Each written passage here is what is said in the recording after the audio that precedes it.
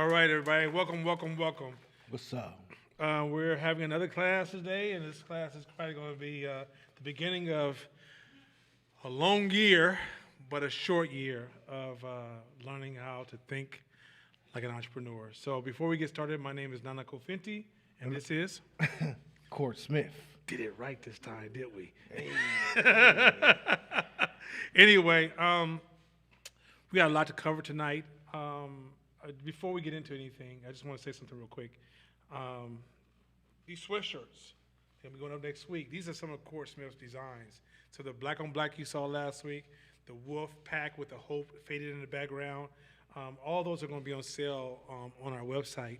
And we'll get back to you with a little bit more details next week. But right now, we're just in the process of getting the website up. Also, we're working on getting everybody on to the member website. So those who sign up with membership, we will be posting articles, podcasts, homework this first month. And in the second month, all videos will be viewed through the membership website only. And this will be a site that you will be networking with your peers. As you guys know, Hope is not just in California or Oakland, it's nationwide. So when you get online, you'll be building relationships with people in other states and other locations. That's excellent, especially when you decide you want to build a business, and as your business starts to expand, these will be partnerships, friendships, and connections, and people you can communicate with. So I'm excited about that. I'm looking forward to the impact of that as we move forward. So tonight we're going to cover a whole bunch of stuff. And we're going to really dive deep into the Code of Extraordinary Mind. This book, I'm sure if you read the first two chapters, some of you can possibly process it, some of you can't process it. We had a student come online today, Solomon, and he was listening to a podcast that we posted last year. And he said, either I was in a different space or you didn't post this podcast last year. And that's going to be the case with all this material. This book here, I think after some students have read it for 5 or 6 years, and they're still surprised at what they're reading because you only can take in what you understand. And until you understand the granular understanding of some of these words, because words hide a lot of lessons in them. And if you have a very narrow understanding of a certain word, you have a very narrow understanding of the lesson or the concept that's being introduced in these books. And so that's okay. That's okay, because that is what growth is all about, which is learning in stages and layers. Also, those of you at home, when you hear the train pass by, it would be quieter, but we have to keep the windows open because we have a few live studio audiences, and we want to make sure that we have great air circulation. And so we have our door wide open, our windows wide open, and that fan pushing the air down. And this is all to make sure that everybody in the space is safe. Let me say something real quick on COVID, then we're going to just keep moving. This is not in our class lesson, but I think that, this class, we're known to talk about current issues. I just didn't feel like talking about the breach of the White House. I just didn't have any interest in having that conversation. Didn't have interest in conversation talking about Biden. That was probably the most sleepiest class we could have ever had. But as far as COVID, yes, be safe.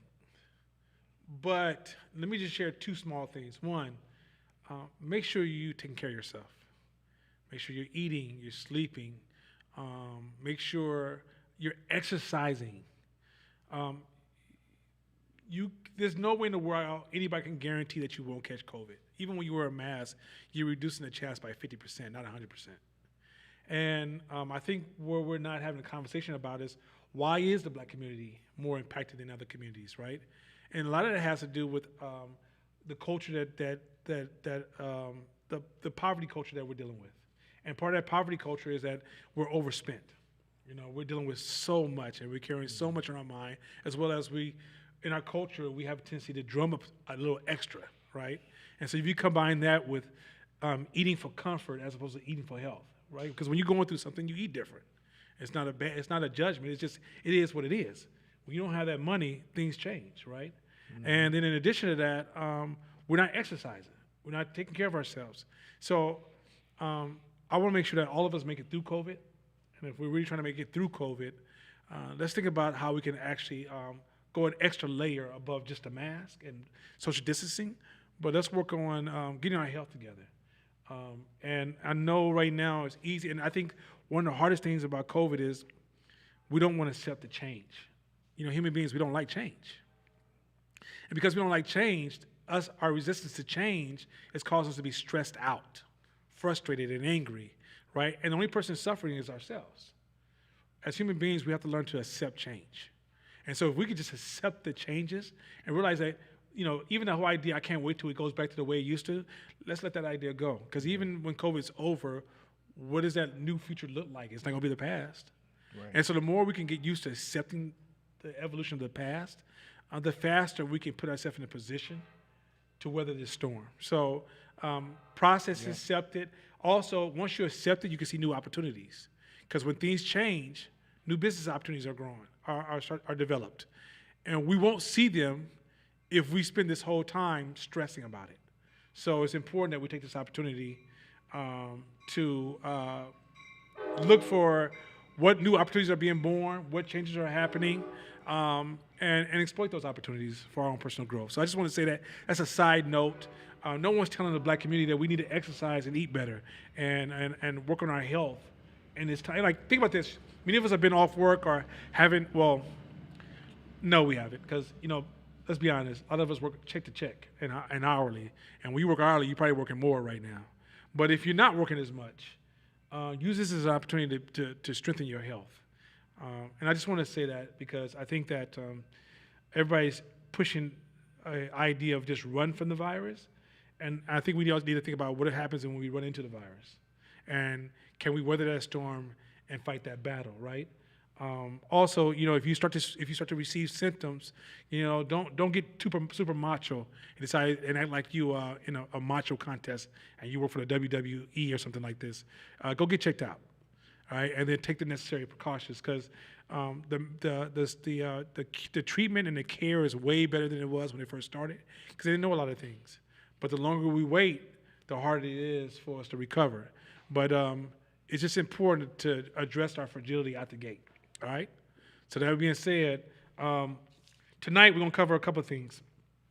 We're gonna cover alumni testimonies. We're gonna double tap on some things we talked about last week. We're gonna talk about racism a little bit more, but in the context of business. We're gonna talk about forecasting. We're gonna talk about tension, and we're gonna highlight Brian Tracy's podcast.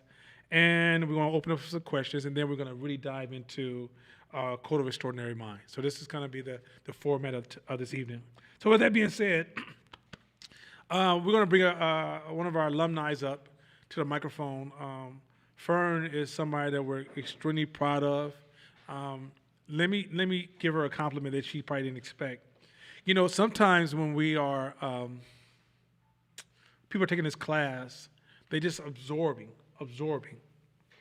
Well, the thing about Fern is she's absorbing and she's testing. And what I mean by testing, she's going out and testing these ideas.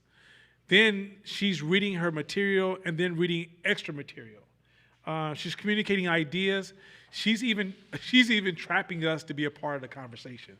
So what I mean by trapping us to be a part of the conversation is if Fern has a question, me and Court will answer it before the week is out because she will make sure that happens.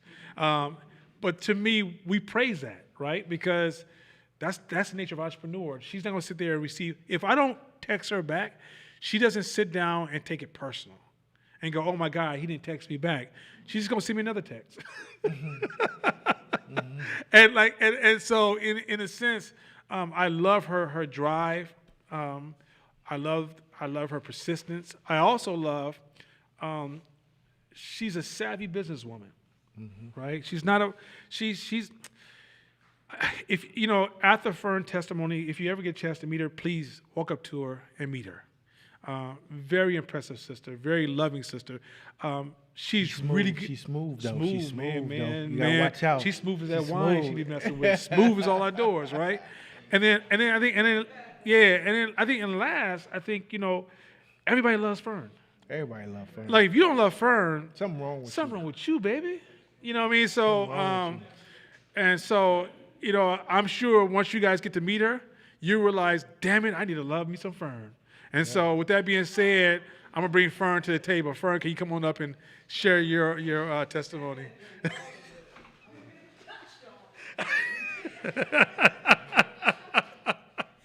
Wow. Super humbled by that. I wasn't expecting that. But thank you, Court and Nana. The last few years, because, I've known Nana, well, folks don't know, I've known Nana for, over 12 years now. And when Hope was created, I was like, I ain't got time for that, man, I was good. But the way that the class has impacted me personally, I just have a few words that kind of come to mind. Love, hope, freedom. And the level of freedom that I've been able to experience in this last year is almost unbelievable. Even when my bandwidth was taxed incredibly, I was still able to maneuver and have compassion on myself. And that's where the love piece really just kind of resonates so much. So what the class is allowing folks to do, it's not prescriptive, it's not directional. It's navigational tools that allow you to figure out the route.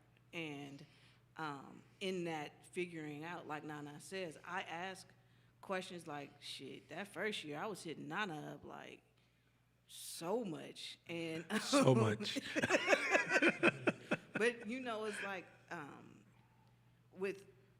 with this exploration, as you continue to delve deeper and deeper, you start unraveling the pieces. So I would encourage folks, this first year, if it's your first year, just accept, just take it in, because there is no destination. It's literally a journey, and that's what I've been starting to discover.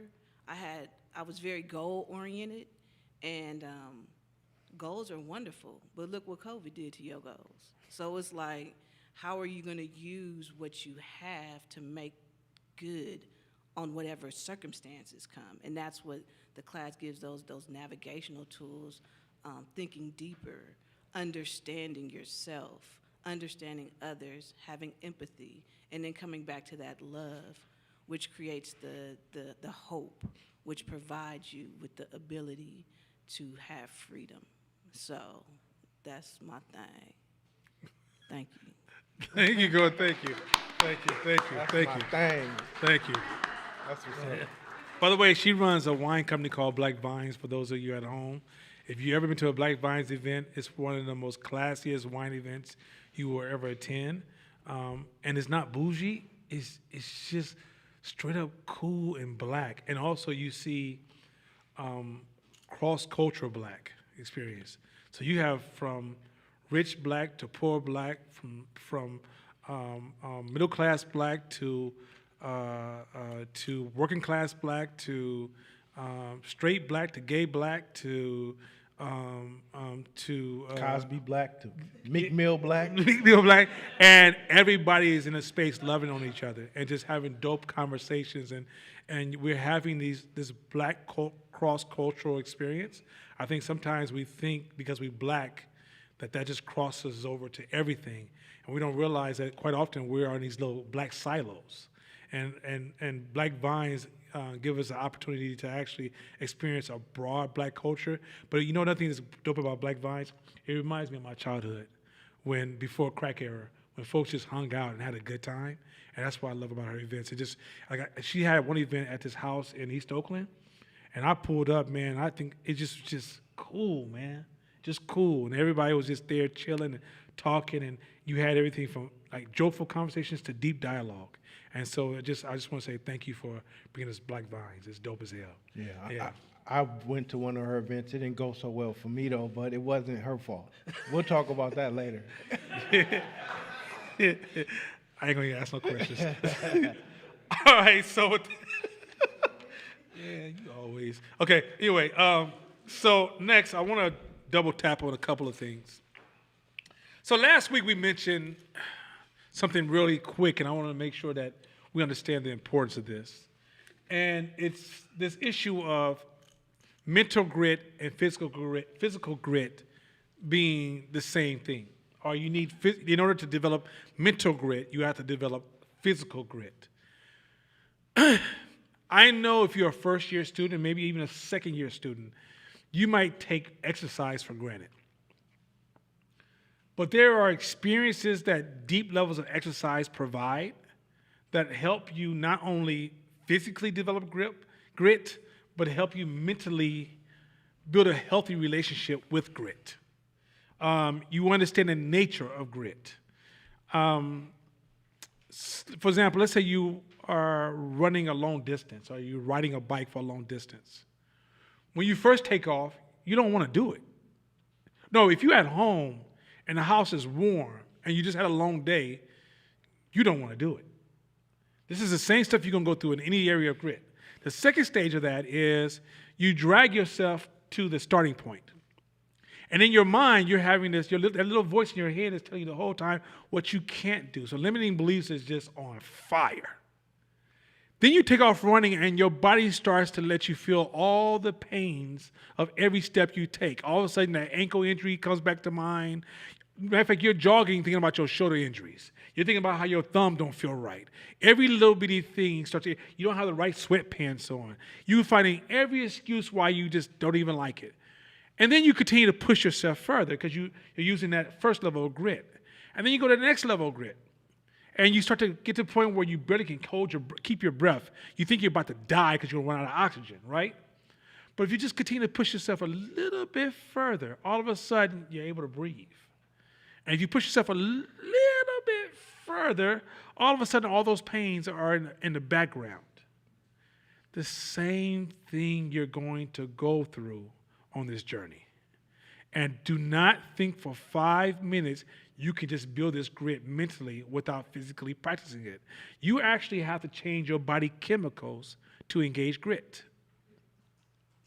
And so it's important that you guys, I just want to double tap, and I want you guys to really take that part serious, is that when we say exercise, we're not talking about cell phone exercising. Y'all know what I mean by cell phone exercises. On the treadmill, scrolling to your cell phone.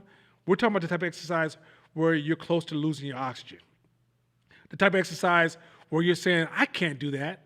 Setting goals, if you say, okay, right now I can run a mile, your goal is to eventually get to 10 miles. I'm talking about even if you're 60 years of age. Yes. I had a woman that came into 510 Media about 4 years ago. She worked for Alameda County. And beautiful, dark-skinned black woman. Beautiful. Absolutely beautiful, right? And she was 65 or 66. So I'm talking to her, and I'm like, man, that other woman's in great shape. So she says, yeah, I run 12 miles every morning. Okay, did y'all hear me say 66, 12 miles every morning? I don't have to do like Umar Johnson said 3 more times, right? The reality was 66 running 12 miles a day. So a lot of our limitations are in our mind. Like, I can tell you from a man I'm 53 going on 54. And when I would injure myself, I would take it in my mind as, I'm getting old, I probably shouldn't be doing that anymore. And so I told myself that. And then somehow maybe somebody came along who was 70 who did it right in front of me, and I realized, I still can do it. The reason I couldn't do it anymore because I brought it to this idea I couldn't do it anymore. So what I'm suggesting to everybody is that before there's a physical limitation, or before there's an economic limitation, before there's a racial limitation, before there's a gender limitation, there is a mental limitation. And if you want to fight past that limitation, the first tool you're going to need is grit. In order to gain grit, you definitely have to work on exercising. Yeah, let's talk science too. Is that understand that they are connected. They're connected to each other. So in the podcast, they talk a little bit about physiology. He skips over it, but he uses the word physiology in one of those podcasts, if you remember. Well, if you dig deep into physiology, what it means is, in basic terms, that your mind can sometimes follow your body. In certain instances, when you do certain things to your body, it sends the signal to your brain that goes to autopilot, like, he's doing that. Okay, so let me get ready for this. So if you put yourself in physical positions that require grit enough times, that your brain will follow. You can instantly change your physiology, and your brain will go into that mode. Like, I don't know if you ever fought the bully, right? When it was time to fight the bully, you guys can imagine what the physical body was doing when you decided to say, no, fuck this, we're going to fight. You wasn't shrugged over and you wasn't looking at the ground. You put yourself in a position to say, nope, I'm going to stand up to you, and your body reflected that, right? So that sent the signal to your mind to say, oh, we about to do this, right? We about to do this. There's no backing down. We about to do this. In business, it's the same. In entrepreneurship, it's the same. If you practice putting yourself in painful, tough situations where you got to dig, like then your mind will follow when you're in those situations, i.e. COVID. COVID, from an observation standpoint, should have gave all of us a really good glimpse about how we act and how we behave and how we move when our money fucked up and our money's funny. COVID. And so grit, like you having physical grit and emotional grit, that can keep you calm in situations where you can break. It'll keep you level-headed in situations where you can make erratic decisions. Like this ain't some shit to skip over. That's why if you around enough entrepreneurs who play at a high level, they always their gym routine is part of their life. And it always involves something that it puts them to exhaustion. Like, oh man, I just ran 5 miles. I work at the gym. I'm sweating like a pig, because you want to put yourself in a position where you're like, damn, I don't want to do this no more. And you got to say, good, cool. Now we at the starting point. Let's get it. That's real talk. So this next one, Court, definitely tap in whenever you're ready. A few students was rattled when I said racism is just an obstacle. Really? No, but I know why, right? And I don't want, this is not a judgment, but I want them to learn from the opportunity. This is a top opportunity for everybody to learn. When I said racism is just an obstacle, there was some projection happening. Because people started to assume I said racism doesn't exist, or I shrunk racism. But let's look at the alternative to what is racism as an obstacle. Either it's insurmountable. I don't believe that. Anybody in this room believe that racism is insurmountable? Or I believe it doesn't exist. But when I say it's an obstacle, I'm accepting that it exists, but you have to focus on navigating around it as opposed to being overwhelmed, right? We also mentioned in this class that you have to take responsibility for everything. And a few people came to me and was rattled by that. Because we think when I say take responsibility, we're saying it's your fault. No, it ain't your fault. But you still got to take responsibility. You remember I used to say a couple of years ago, I said, if I walked up to you, knocked you down, and hit you in your mouth, it ain't my responsibility to pick you back up. It's your responsibility to get it back up and fight. But if you sit there and wait for me to pick you back up, you're in a bad position, right?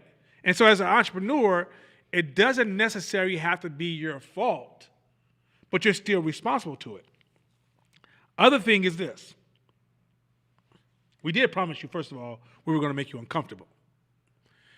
If you sense discomfort from something we say in this class, do not accept the first impulse, which is to fire back. Lean into that emotion that you feel from this class. Because I'm going to introduce you to things you've never even heard of before. And you're going to be tempted to try to make yourself feel comfortable in that moment and try to summarize where I'm coming from, right? And in your attempt to summarize where I'm going to come from, you're going to miss the whole point. Or you may feel triggered and go into the space of defending yourself. But it's important when you feel that feeling, which is a good feeling. See, I don't want us to purify our mind, because none of our minds are purified. That's why I hate that social justice shit, because it makes you seem like you're wrong if you have a racist thought. You can have a racist thought, you just better not act on it. Right? That's a different thing, right? But every once in a while, we're going to have some inappropriate thoughts. We're gonna say some things in our head that we better not ever mention in public unless we want to have some problems. But I don't want us to become punitive to self. Because when you become punitive to self, it's self-defeating. But I want us to learn to lean into that emotion and ask ourselves a simple question. Why do I feel that way? What's going on with me? And if necessary, turn it into a question for the class. Hey guys, are you saying this? Do you mean this? Well, why do you mean that? Why am I saying that? It's this thing called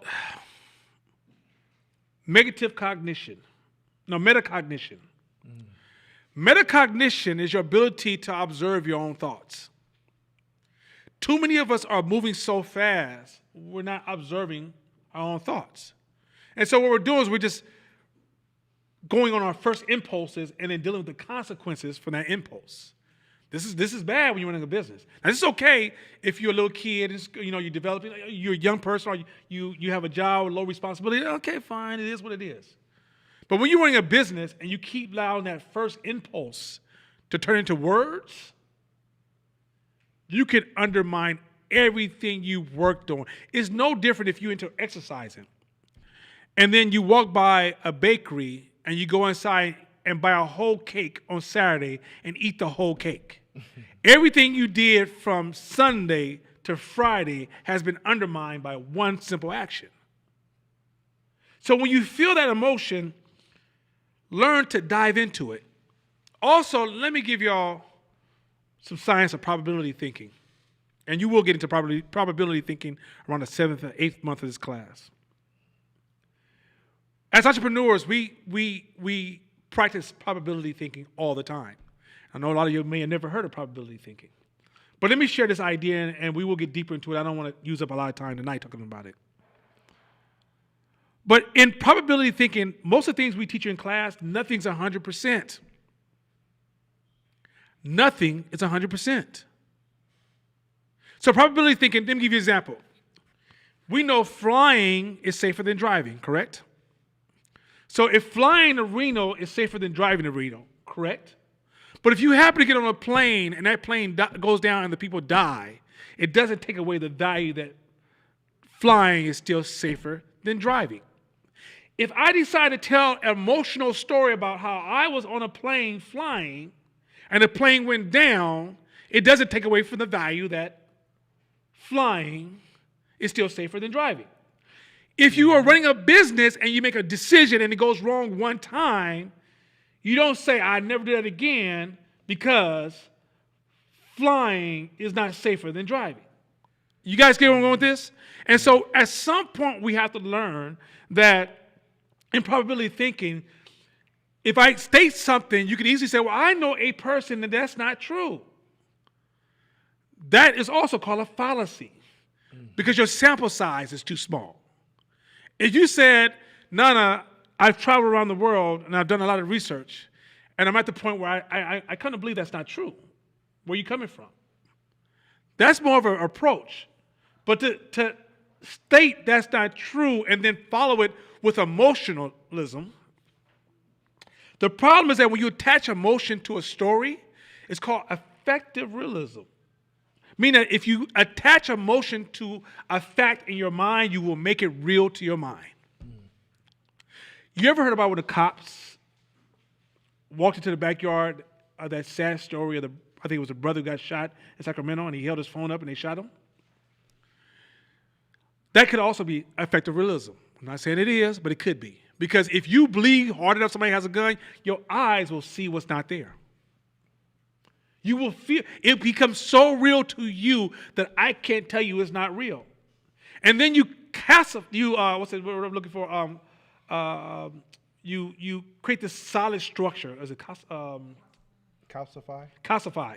You calcify the idea by a whole bunch of emotions you put around the story, so that no one's able to approach you.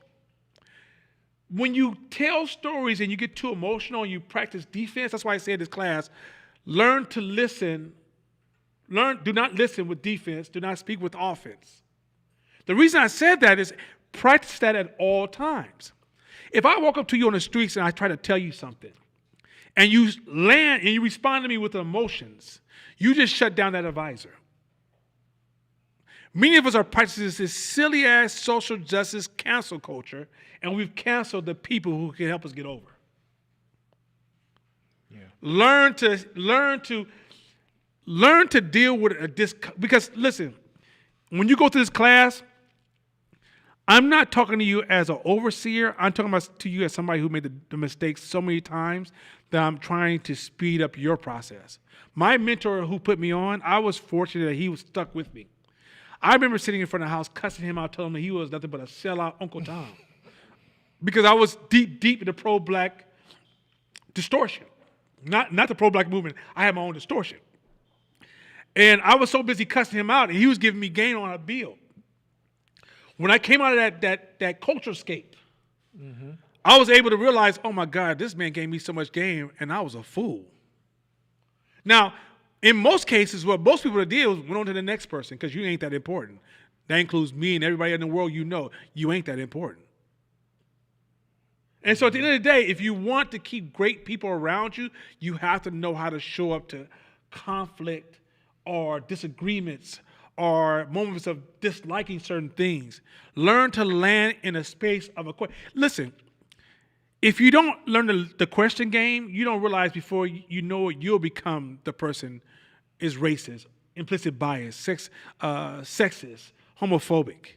Because what you do is say, I don't like this, and you don't turn it into a question, and then you classify it, all these different ideas, and before you know, you built a wall against this particular group of people or individual person. And when you're dealing with the public and you're selling products and services, you're going to learn to tear them walls down really fucking fast. You can sit up here and say, I don't like gay midgets. Gay short people. And then tomorrow you will realize they're your number one customer support. They're your number one customer. And you're going to realize you the damn fool. So you got to get away from this form of implicit bias. Yeah, listen, check this out. The term racism is an obstacle. All we're saying is you guys chose to take an entrepreneurship class. What we're giving you is entrepreneurship mindset. And part of that mindset, we're saying that some things you don't have the luxury to do what the other kids are doing by taking this path. You don't got the luxury to do what the other kids are doing. So you remember when you was a kid and the other kids was doing a certain thing and you said, Mom, can I go? And you like, no, you can't. You can't go. Why? Because they do it. We don't got the luxury to do what they doing because we chose this path. So if there's an NBA player who loves Christmas, and his family tradition is Christmas, but he got a game on Christmas, hey, you picked a sport that plays on Christmas. So I don't give a fuck what you crying about. You don't have the luxury because you chose to play in the NBA. Entrepreneurship, it's a different game. It's a different mindset. It's weird. It's off. It's different. You got to work. You got to do all these things. You got to read. You're picking a certain mindset. You can choose not to do it, but think about it. If you had two people in competition with one another, same business, same ideas, similar mind, but one looked at racism as a big deal, and he had to stand up for it and do what he needed to do. But they were both entrepreneurs, and one viewed it as an obstacle. Which one would you hypothesize is going to get to their goals faster? Easy, because talk about time, attention, money, right? Time, attention, money. So where's entrepreneurship? It's solution mindset. You spend 20% on a problem, 80% on a solution. So if a person has a solution mindset and it's just an obstacle, okay, do I go above, around, under, through it? What's my strategy? Let's do this. And the other person's like, oh my God, did you just say that? I can't believe you just said that shit. I'm calling somebody. I'm calling the news. The fuck is wrong with you? Don't you know that I won't do? He gone. She's gone. We're saying our goal as entrepreneurs, man, get the fuck around that thing and keep it pushing. Or, as we talked about, find a way to manipulate, influence, change the mindset, use it as a superpower to get what you want even more. So it's not an ignoring thing. It's saying, yo, this is a Navy SEALs of this shit. Navy SEALs train completely different. They try to drown your ass as part of some of the final tests for 2-3 minutes. And if you can't hang, you get kicked out of the whole program. Go back to the regular military, because this is for certain type of people. So that's what entrepreneurship is lightweight like. So kind of get out your feelings. Get out your feelings. So let me go another layer into this. So I remember there's this analogy, racism is like the weather. Racism is like the weather. But then I remember where I got that from. It was Seth Godin. And let me just read a couple of lines to you real fast, but I'm going to slow it down a little bit, and I'm going to show you where we're going with this. We can spend a lot of we can spend a lot of psychic energy willing the weather to be perfect. Remember, compare the weather to racism. We can spend a lot of psychic energy willing the weather to be perfect. We can spend just as much time living out the bad weather in advance. I mean, you can spend a lot of time living out racism in advance. Or suffering ahead of time, knowing that the outcome we seek isn't going to happen the way we want it to. So knowing that at the end of the day, the outcome you seek won't happen. We wanted to. We wanted to work out so badly, we now need it to work. So we want racism to go away so bad that we just need it to work. But the thoughtful alternative is resilience. To be okay no matter how the weather turns out, because the weather happens without regards for what we need. Let me say that again, because some of you guys are caught in whack-a-mole. The thoughtful alternative is resilience. Black people, resilience. Women, resilience. The gay community, resilience. Latinx, resilience. Shit, now white males, resilience. Shit, they under attack. Fuck it, I'm gonna keep it real. Shit, some of them are going through some hell, right? But resilience. To be okay no matter how the weather turns out, because the weather happens without regard for what we need. Now this is when it gets crazy. When you attach to those judging you, you stop focusing on your work and start attempting to control the outcome. Becoming unattached doesn't eliminate our foundation, it gives us one. So unattached. So let me give y'all a game. Let me put in some black language. What he's saying to you is that by you focusing on what it should be, which we told you is a kind of the distortion, you are taking your energy away from the work that needs to be done. Once you accept that it's going to happen, even though you wish it did not happen, even though you don't want it to happen, even though you dream of the day that it never happens, but it's going to happen. Somebody's going to get killed by the police this year.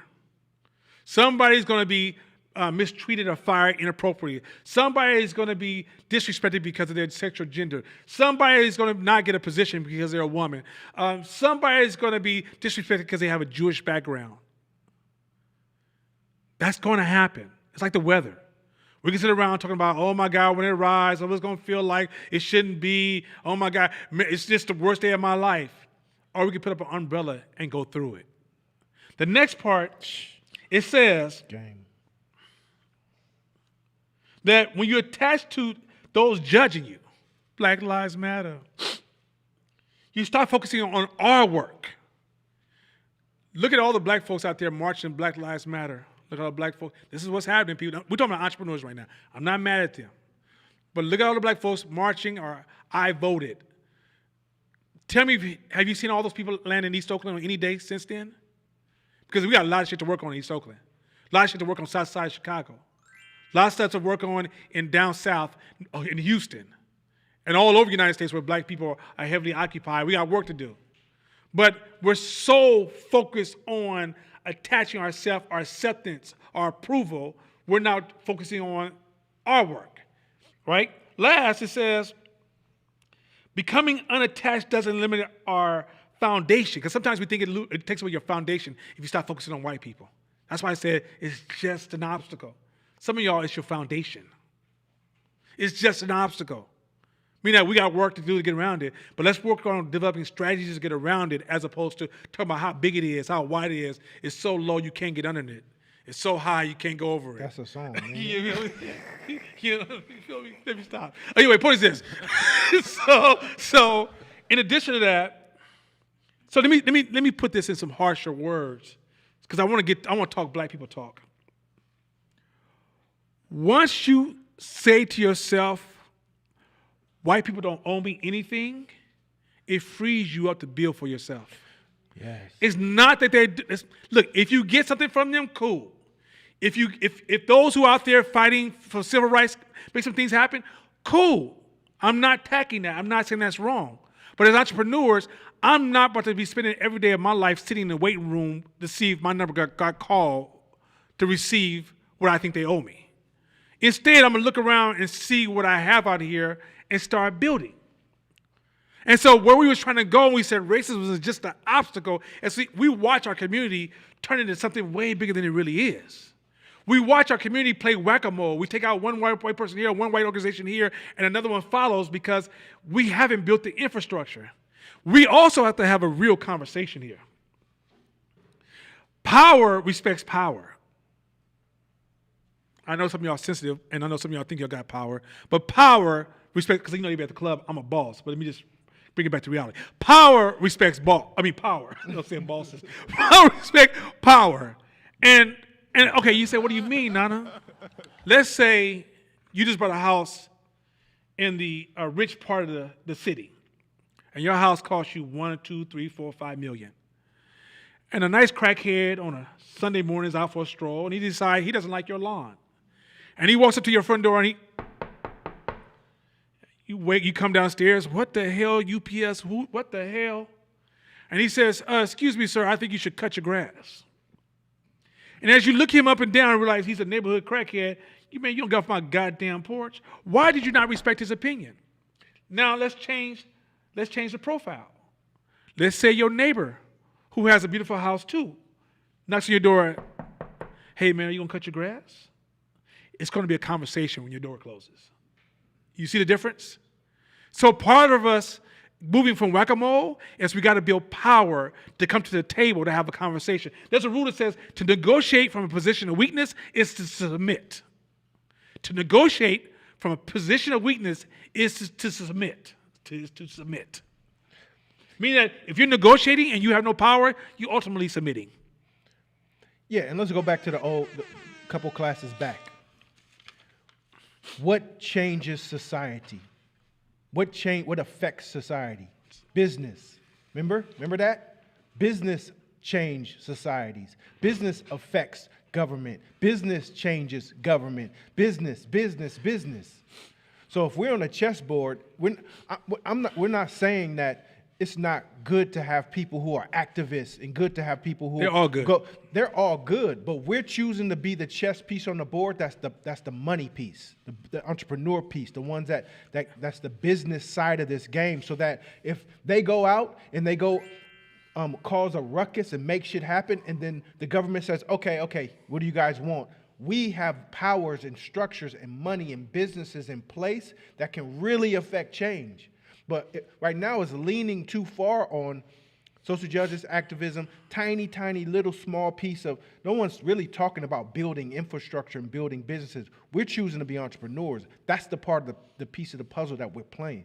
So you come in this class, that's the type of shit we gonna talk from the lens of an entrepreneur. No, that don't work here. Well, it's not fair. Yeah, on the global lens, that's another room. That's down the hall. This is the entrepreneur room. You feel me? I was sorry to say that. Down the hall. Okay, so, all right. So I want to double tap on some of the Brian Tracy highlights from the podcast, because some of these highlights are gold. They're gold. And we play this podcast for the 6 years we've been teaching this class. 5 of the years we've played this podcast, and I still can't dump it. Because now there's some things he said in the podcast that's not true. One of the things he said was the limbic brain versus the rational brain. Science has proven that's not true. That's old science. Other thing he did that was kind of corny, but he does it for a reason, which is he kept saying, if you want to do this quickly, He used the word quickly because he knows that when you're talking to people in corporate America, it's hard to talk to them from a space of it's going to take some time and there's a process you have to go through and so forth and so on. I think my chair broke because I keep shrinking. You know, it's like I just keep going down lower and lower. After a while, you're working with Lil Nana.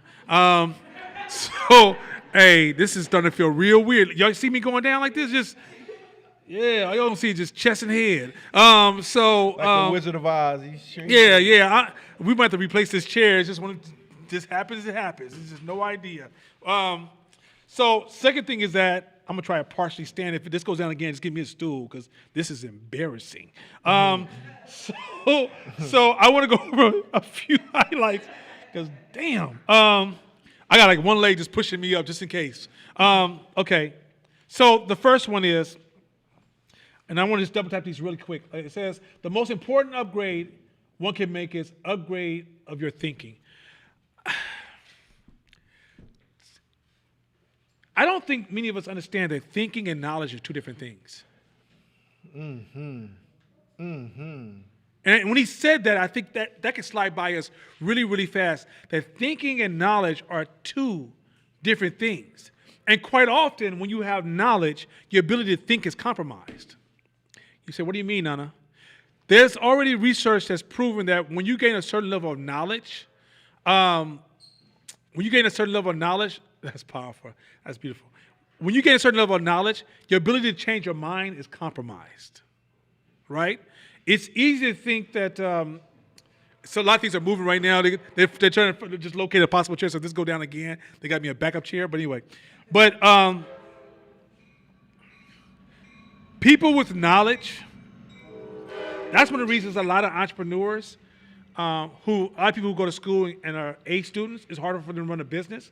Because they think knowledge is all encompassing, and so it's harder for them to change their mind and change their thinking patterns because they develop a knowledge bias, right? So this one here is so damn powerful, and in this class, you'll notice that that's one of the areas we focus on the most is how do we upgrade your thinking? Because knowledge is kind of relative to what you're focusing on, right? Like if I'm talking to say one student's an engineer, another student is an auto mechanic, another student is a baker, another student is a clothing designer, another student, a gym trainer. Well, the knowledge doesn't cross over so well. But learning how to think and how to process will speed up your access to knowledge and speed up your and improve your strategy. And then when we look at the black community, one of the things we notice is that we have individuals who are priding themselves on knowledge. When I have this degree, I have these many letters after my name, but their ability to think is highly compromised. And so in this class, you'll realize we're really introducing to you a lot of new ways of thinking. Number two, he said, improve your decision making by slowing down, if possible, sleep on it. That's neuroscience. Anytime you have a serious business decision to make it as slow as possible. That's so much game, it's ridiculous. Anytime you have a major business decision, if you can wait a whole day, take it. Because you'll be surprised the more you relax, you're able to shift resources, gain clarity, bring your emotions under control, think better, think deeper, and make better decisions. So to improve your decision making, slow your decision making down. Otherwise, you're falling into a space of heuristics. I can tell you a little bit later down the road. He talked about zero-based thinking, FIRE, which is if you knew now today what you know now, if you knew the day that you made a decision, what you knew now, would you make a different decision? If the answer is yes, then go fire that person right now or change directions. A lot of times we get so caught up in this narrative we tell ourselves, we are not able to reverse, and we end up losing so much money holding on to a bad idea because we don't want to say we made a bad decision. If you know today what you knew when you made a decision, when you made a different decision, once you realize that, go back and make a better decision. Instantly make a better decision. So if you realize this idea is a bad idea, or you found out information going, if I knew this, I would have never did this before, then stop doing it. You might think that's easy. That's very, very, very difficult. That's tied to your ego. Especially when it comes to letting some people go. Yes. Especially when it comes to letting. So some of you guys who have employees know that there's some people you need to let go. But because that's when you're clicking into that zero-based thinking. What business tells you to do, what entrepreneurship tells you to do, is go fire that motherfucker. Bye. But that's difficult because you got so much in your mind invested. But the business decision, let them go. Yeah. Next one is always evolve your business model. That one there, when people don't feel like they're good enough, this is a disease that we're suffering from. This disease is magnified itself in our black community because we're called, we hear all this racist talk about how we're minorities, how we're lesser off, blah, blah, blah, blah, blah. So it amplifies the sense of not feeling like we're good enough, right? Like all races deal with this, but minority groups is even amplified. So I would assume even Latinx community suffers from you're not good enough, right? And so a lot of times when something finally starts to work, we take so much pride that we want that idea to work forever. Not realizing that business is dynamic and you're in a game of competition. And if you had a certain basketball move that worked really, really well last game, once the competition figures it out, you better be prepared to already evolve to a new move, right? And so in business, you should be always upgrading your business model, I would argue yearly. If you have the same business model next year, you're already working towards failure. Next one, it says, what percent of your business decisions will turn out to be wrong? 70%. Did y'all know that? 70% of your business decisions will turn out to be wrong. So you can run around here with your chest out, excited and happy, and don't realize that 70%. Imagine the people who come to you and they talk to you in these lectures like, this is how I started my business. Did they ever tell you about that 70%?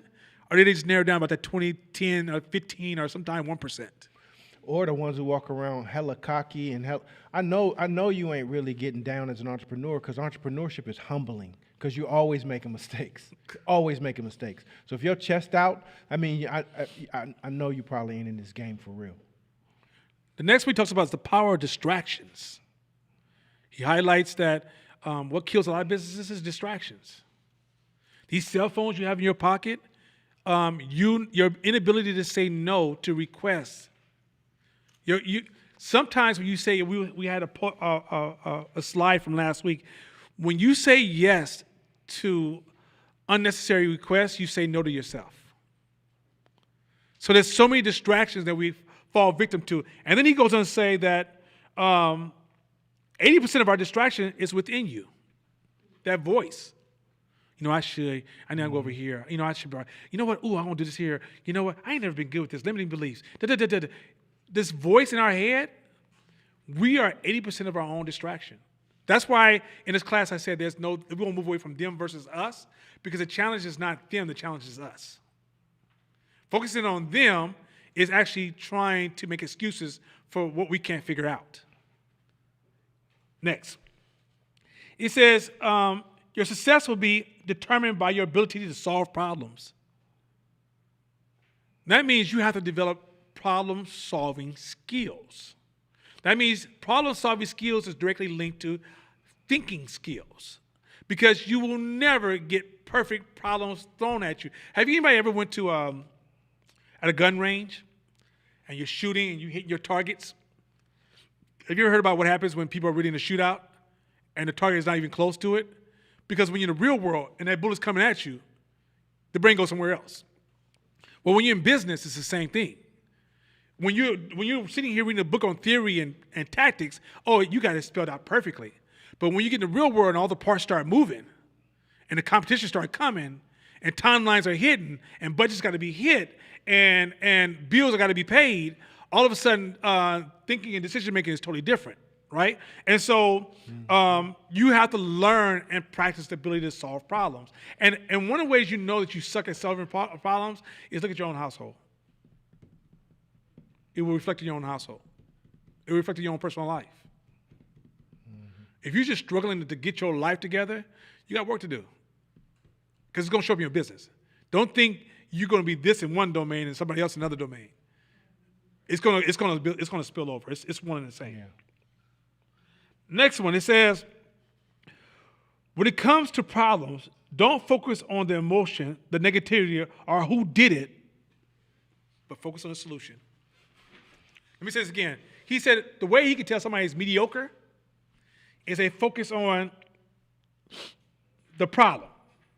They focus on the emotion, the negativity. Who did it? Who did it? Who did it? Did we just talk about that a minute ago? Yeah, let's jump on that. You want to talk about that? Yeah, just real quick? racism. Okay. Let's talk about the racism subject. Who did it? It's so negative. Oh my God. This is why we're not producing enough solutions, because all the media is pushing us. Peers and family are pushing us to stay in a space of the negativity. If you really want to work towards building, this is entrepreneur class. Once again, down the hall is emotional justice, social justice, emotional comfort, and all those other soft areas. But in this class here specifically, if you're going to have to fight a war, you cannot drop every time a soldier around you drop. You cannot be in the middle of the field when bullets are flying crying. You got to get to the next foxhole. And so if that's the case, you got to have a certain amount of grit to you, and you have to stop personalizing everything. And so in business, why is this important? When you get into business, when things go wrong, your mind needs to go straight to the solution. Like, who broke this? You know what? So give you an example. Fight Team Media got robbed about 6 to 8 months ago. Some guys broke in, and they busted the window, and they came in, and they stole a lot of camera equipment. I think it's something around $78,000 worth of camera equipment. And Mashama, you know, being emotional, all of us are flawed. I'm not trying to point out his flaws, but today I get a chance to talk about a flaw. I finally got one. And he said, man, let me look at that tape. I wonder who it was. And then somebody else said, yeah, you know, this is some bullshit. They done robbed us. And people's like, man, you can't have shit around. This shit getting really bad. And I said, guys, can you just shut the fuck up for 5 seconds? Let's focus on what we're going to do now. Because I can't do nothing with that. That's gone. I can't wish the past to be different when the past can't come back. I got to move forward and take this engine forward. So I said, so this is what we're going to do. We need this way to barricade the door. We're going to need this kind of security system. We're going to need to shift the equipment to this. We need to buy these kind of cages. Like, I wanted to instant how to move forward, right? I was doing exactly what that line suggested. Not who's at fault, who left the door open, da-da-da-da. Even if somebody did leave the door open, well, what kind of door can we buy so that can't happen again? Yo, one of my good friends, he fought in Iraq. And he said on the way somewhere, he was like, when you're a year in to the war, you want to go home, you're tired, you're over it, you're depressed, you're fucked up in the head. And the next morning you wake up, they say, hey, come on, we got to go kick down some more doors. And he said, if you're not focused on the outcome, your brain will play tricks with you. Because sometimes he said his brain was like, you know what? I wouldn't mind getting hit. I'm tired. Until you have to say, do you know what you're saying? Like, you're saying that you don't mind letting bullets hit you, and because you're so tired you don't want to play this game anymore. Because it's like, understand, if you don't shift your brain to a solution-oriented brain or mind or way of thinking, then soon when problems happen to you, you're going to default to quit. You're going to want to quit. Man, I just wish this shit is over. I just wish some shit happened. I'm over it. So that's why the whole racism talk is so important, because that's a looming storm that happens on occasion all the time. And once you start having shit happens, it is what it is, or let me figure out how to get around it mentality, then that bleeds off into everything, even with your kids, even with your family, even when you used to arguing, maybe you had a habit of arguing with your significant other or your children. And now if you're solution oriented, like, what do I want out of this situation? Do I want to fight?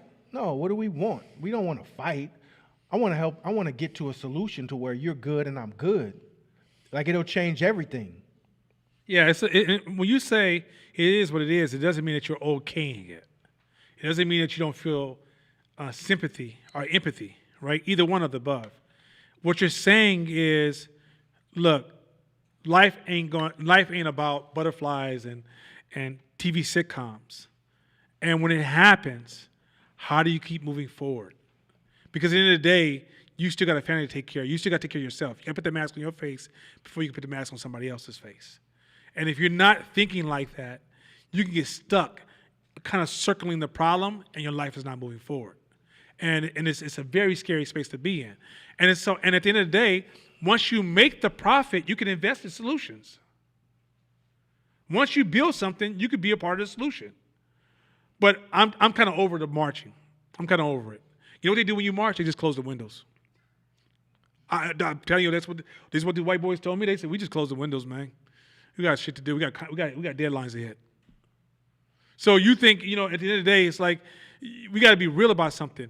Money, when you have power, you have your own schools, you create your own food system, your own housing systems, you have economic exchange with other groups and cultures and people, that changes the conversation. People see you different. And even when you say, I'm concerned about this and the other, voices hear it, and we can actually build it and integrate it into schools. We can integrate it into the workplace. We can integrate it into the city structure. But when you have no power, you got to hope they paint Black Lives Matter on the ground to say that you even exist here, although the majority of the city, a large portion of the city is black. So keep going. This phrase here, number 10, is so cold. He says, when you turn towards the sun, the shadow will fall behind you. Which is when you turn towards solutions, the problem is behind you. If some of y'all into that tattoo shit, put that shit on your arm. When you turn towards the sun, the shadow will fall behind you. Too many of you guys are looking at the shadow all day long. Next one. Thinking about problems make you negative and shut down your brain. But thinking about what you can do and what actions you can take puts you back in charge. Let me say this again. Puts you back in what? It didn't say makes you think better. It puts you back in charge. See, this is entrepreneurship is called leadership shit. We're trying to put you in charge. See, when you following racism, somebody's running you. We're going to get into that in a minute about how somebody can run you. If you want to get back in charge of your life, in charge of your community, then you're going to have to think different. You get where I'm going with this? Because the negative stuff, let's just say Court had a contract and somebody came and took the contract away from him because he said, I'm going to give it to my white friend. Which is, we don't really see a problem with that, to be honest with you. That's life. But let's say Court wasn't seasoned, and he came to me and said, man, that hurts me. What the fuck are we going to do with that? All I can do is this, and it's going to be, after a while, it's going to start feeling weird. Yeah, it's weird. Already. Right? And so at some point, all he's doing is embodying the pain and shutting down his mind from thinking about the next possible option. I need him to shift to, then what's next, baby? Did you have a plan B? And if you didn't have a plan B, then that's where you were slipping, bro. Did you put all your eggs in that one basket? And now you feeling some kind of way, feeling some kind of sensitivity? I need to talk to you then. I can't help what another man does and another man thinks, but I can talk to you about what you can do. That's it. As an entrepreneur, we never complain about anything in our business because we are the boss. Let's say that. That's a cold one he that's said. Real. Now this is Brian Tracy, a white dude, but I'm trying to translate this to some black code, black language. You running your own business, you're the boss, right? Hey, you know what's funny? It reminds me of a woman who complains to me, or a man complains to me, and says that how stupid the people that are in their household are. like my ex-wife, right? We divorced. It was an ugly divorce. But who was it on? Me. I chose her. It was raggedy, ugly, wild, but at the end of the day, I chose her. So that's a learning curve for me, and now it's what can I do on this next go-round, if there is a next go-round, but what can I do on this next run so that don't happen, it happens different the next. As an entrepreneur, you're thinking like that in every situation. That comes back to take responsibility. I take responsibility. Even if it's fuckery, even if they say, and sometimes when you try to take responsibility, sometimes the people around you are like, but no, bro, it's not your fault. I know, but I need to sit with it to find where I can do it better the next time. You know what I'm saying? Because it's just a rhythm. It's just a routine that I wanna live in, so that I always default to, damn, what could I have done? How can I change this? Oh, where did I go? What, man, COVID happened. You couldn't have done shit. If I really think hard, there's some things I could have put in place, because I was lazy in some places because I was making good money. So don't even blame COVID. Can't even blame COVID. Court was making good money, physical, hand to hand. I knew I needed that website. I knew I needed to bump my social media up, but shit, I'm doing, I'll get to it. 2018, I'll get to it. 2019, I'll get to it. Because my numbers is going up every year. Who would have thought a fucking pandemic? But guess what happened? Bang. Whose fault? Whose responsibility of it? Mine. So. Yeah, like when I was listening to NPR one time. I don't listen to NPR anymore because it's too emotional. And they was like, oh, these entrepreneurs and businesses are going away. It's so sad. It's like, that's not how we think. The people talking to us are not entrepreneurs. Entrepreneurs go, okay, I made some mistakes. Get back in the game. See, entrepreneurism is not about always winning. It's a game we play. And once you're saying it's a game we play, a loss is just education. And we know on the back end of a loss is a win. It's a win for you personally. It's a win for the future. And so we don't look at it as a loss. But if you're not a really entrepreneur, you have a job or you've been trained on, comfort is the focus, then yeah, it could be, that's not me. Anyway, this next one is a common problem and it's hard. And let me tell you why it's hard. Because when you don't feel like you're good enough, you're trying to prove yourself when you run your business. Learn to think like a customer and become obsessed. He didn't say, just be into them. Become obsessed with customers. Obsessed is the word. Let me use that word, obsessed. It's the word. Listen, when you're building your business, you're so busy, you don't realize you have to shift from status to being a business owner. Status is, I'm building my business to prove to people I'm tight. I'm on top of my game. So you're not even paying attention to the customer. You're just like, I'm going to have this. It's going to be tight. I'm going to put this in place. If the customer may not like even 1% of the stuff you just produced. Ultimately, as a business owner, you have to learn to think like your customer. Learn to see your business as your customer. Mashami used to have this thing we used to tell new business owners, go inside your business and go stand on the table and look around and see if you can see your place from a different perspective. Learn to come into your business as a pessimist. Learn to be sensitive when you walk into your business. Learn to be kind of needy, narcissistic, egotistical. Because this is what's walking through your door. And when you out in public, listen to conversations people are having, the ones you disagree with. This is why that disagreement shit gonna fuck you up, because it's throwing away valuable data. Learn to listen to people you absolutely disagree with, because they're gonna teach you how to think like your customer. Interview your customers, talk to your customers, watch your customers. Share your products and services with friends and then analyze the shit out of them and drill them. So if you say, like, for example, let's say Shakina says, hey, Corey, I'm going to train you for free, but you do understand you are my data source. I'm about to wear you out with questions. And how does that feel? What would you like me to do a bit differently? Did you know Gillette sells a razor? To this day, they study 100 customers a week. You know how long Gillette's been around? But today, they watch 100 customers shave a week. And they said they still learning. Still learning. You would think, what? How much is it to learn from shaving?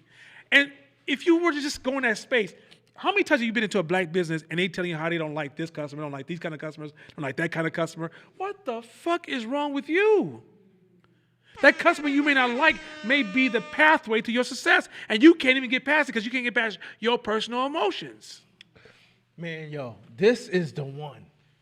Because look, your income, your livelihood, your future, your business, your money, potential millions, maybe more, is all depending on your customers, right?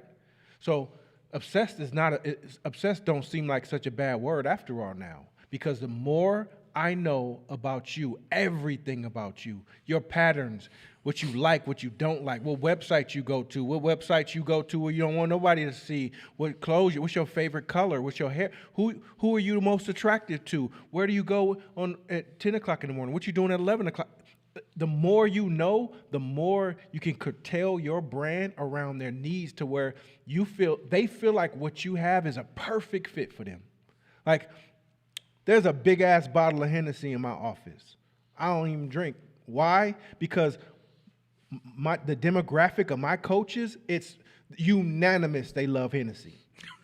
So when they come in that office and they see that Hennessy, you want a shot? For sure I want a shot.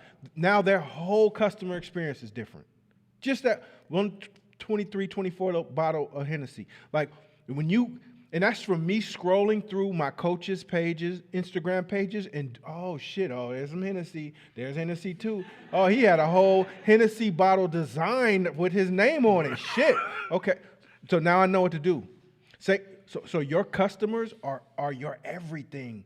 They're your livelihood. So being obsessed with them is a good thing because if you're obsessed enough, you can show up to where they think it's seamless. It don't look like you trying hard. It looks seamless. Like, oh shit, oh you here too? Oh, what's up, man? Oh, this is perfect, man. I think you got a lighter? Yep, I got a lighter for you right here. Like once you know enough, it's seamless. Listen. This is another blow to the stomach of social justice. So social justice is built on this idea, what you should be doing. If you're observing your customers, do not use should, a cognitive distortion. Remember we said that cognitive distortion is a bad one? When customers come in, go neutral. Just go neutral and listen. Listening doesn't mean that you have to touch them. You have to sleep with them. You eat their bad food, right? Just listen. But if you have that corporate idea, well, you should be doing this. Like in corporations, they take social justice and weaponize it as a status game. And I'm going to see who's the most social justice in the room, right? To the point that we slap each other's hand. And to the point that we're almost disconnecting from being human. When you're in business, you're in the wild. You're a wolf. You're not a dog. It's not all nice and neat and everybody shows up. You're in the wild.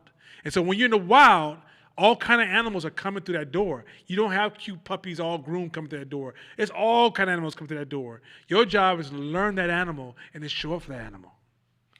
Yo, and another thing real quick is that a lot of times it's just counterintuitive to why we start businesses, right? Some of us start businesses for shit we like. Well, why'd you paint it pink? Because that's my favorite color. Well, why'd you name it that? Because that was my grandmother's name, and that was her thing. She left us. And it's all about your shit, all about you, all about what applies to you. And that's our quickest way to lose is because nobody give a fuck about us. Nobody give a fuck about us. They don't. Seriously. So we have to create something that encompasses, that makes our customers want to convert, be like, take my money. Because you're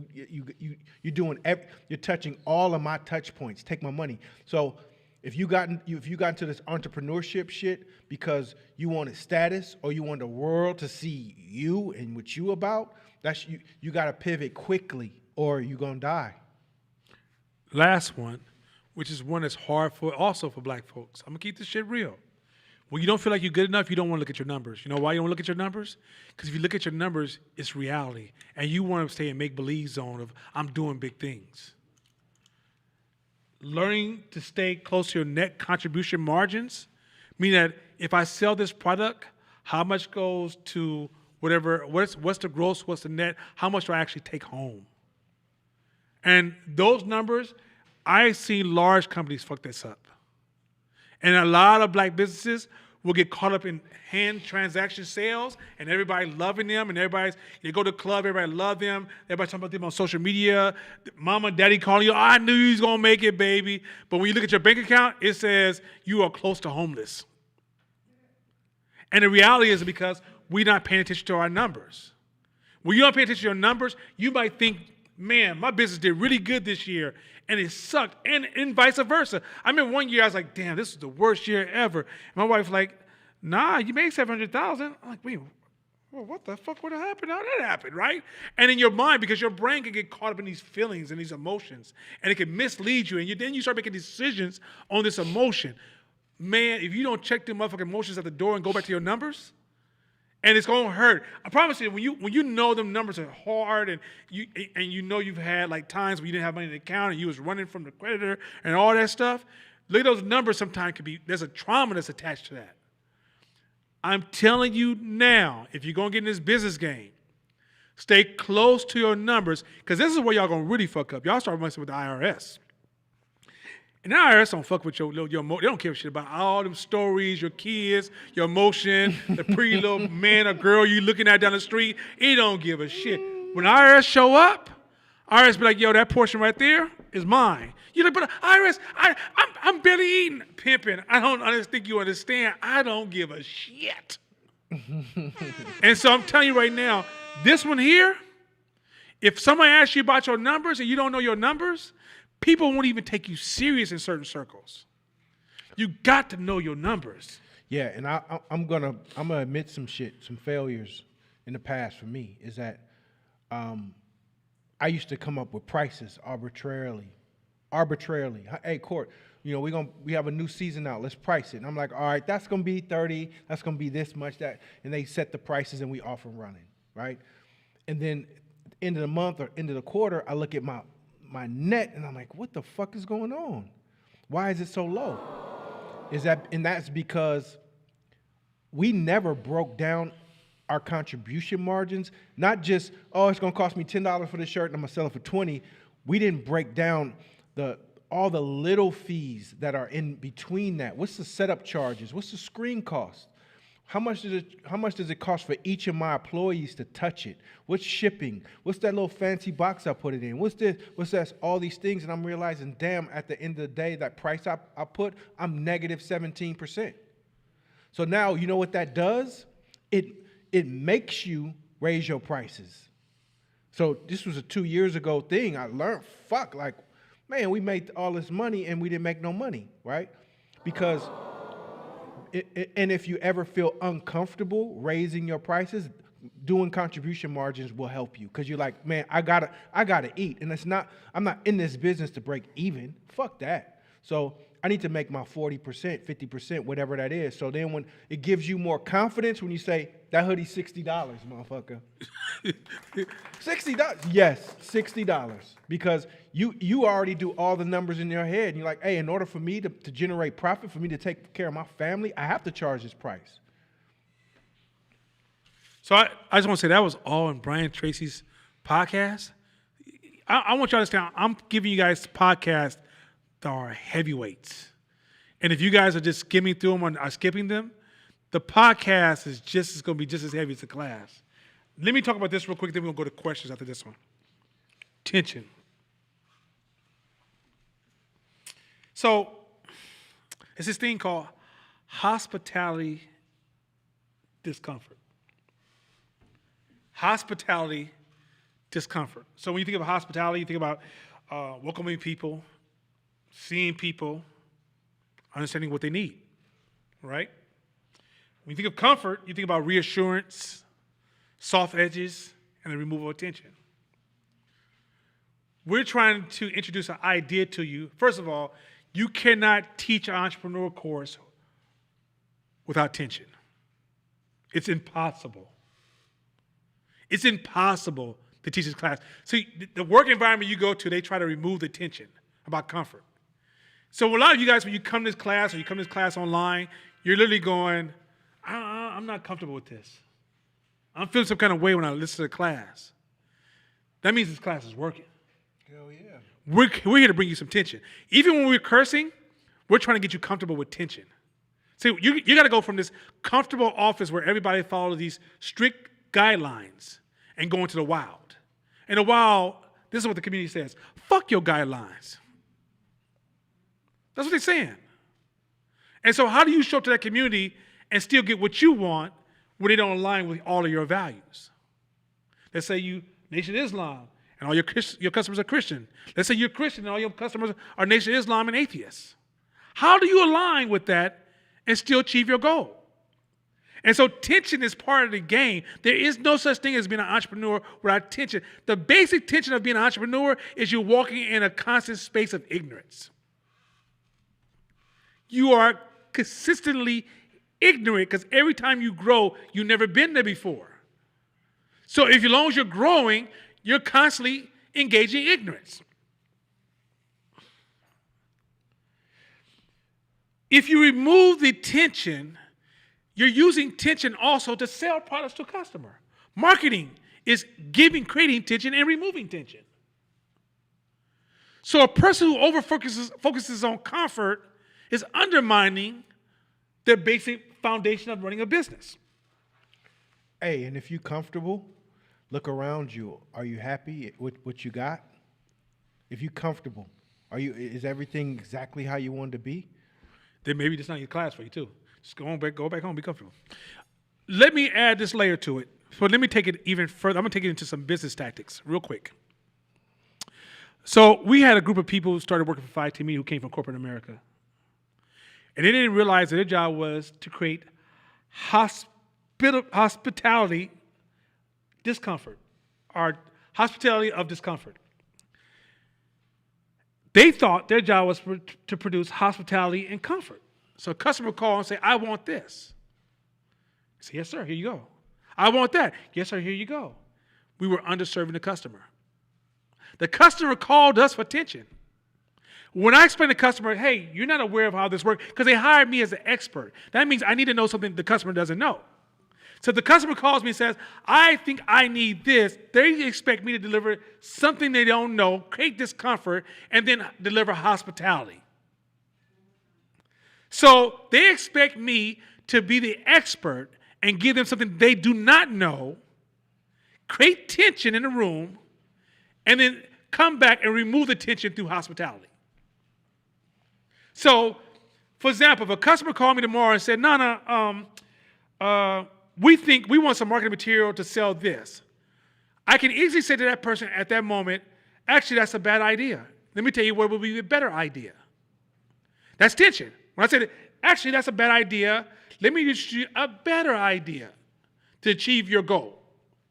Now, then I deliver it in a hospitality manner. I see you. I'm going to make sure I deliver to the highest level experience. I'm going to welcome you into the experience. And I'm going to completely understand what you need. But if the customer asks me, hey, I want this kind of picture, for example, back in the days when I was doing photography, a person would come in with an idea, and I often would tell them, let's do a 15-minute consultation. And they say, oh, I have this idea, I want to do. And I would be like, nah, that's not going to work. And that hairstyle you have right there is not going to work. And that outfit's not going to work. And people would say, damn, Nana, right? But the person who walked in that room was shocked, but then realized, damn, he cares.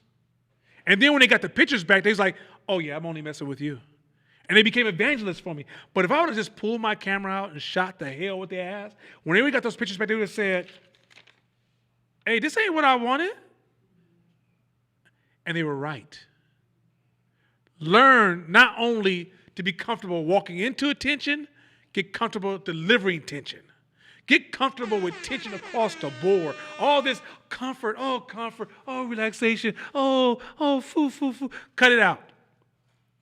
This business shit I'm sorry, it ain't that, down the hall. They're giving massages down the hall right now, and they burning sage. Sorry. Hey, I'm just saying, they burn sage and everything. Sage is good. I'm just saying, sage and everything. That's his thing. So anyway, with that being said, I'm going to pause there on the tension because we're going to jump right into code and starting in mind next. I'll take 3 questions for now, and we'll come back to questions later. So let's get the 3 top questions, and come on, Shabisha, and throw them at me real quick. You can throw one too, Tony. I'll give you the alumni privilege, you know what I'm saying? This one came, this is on. Okay. Yeah.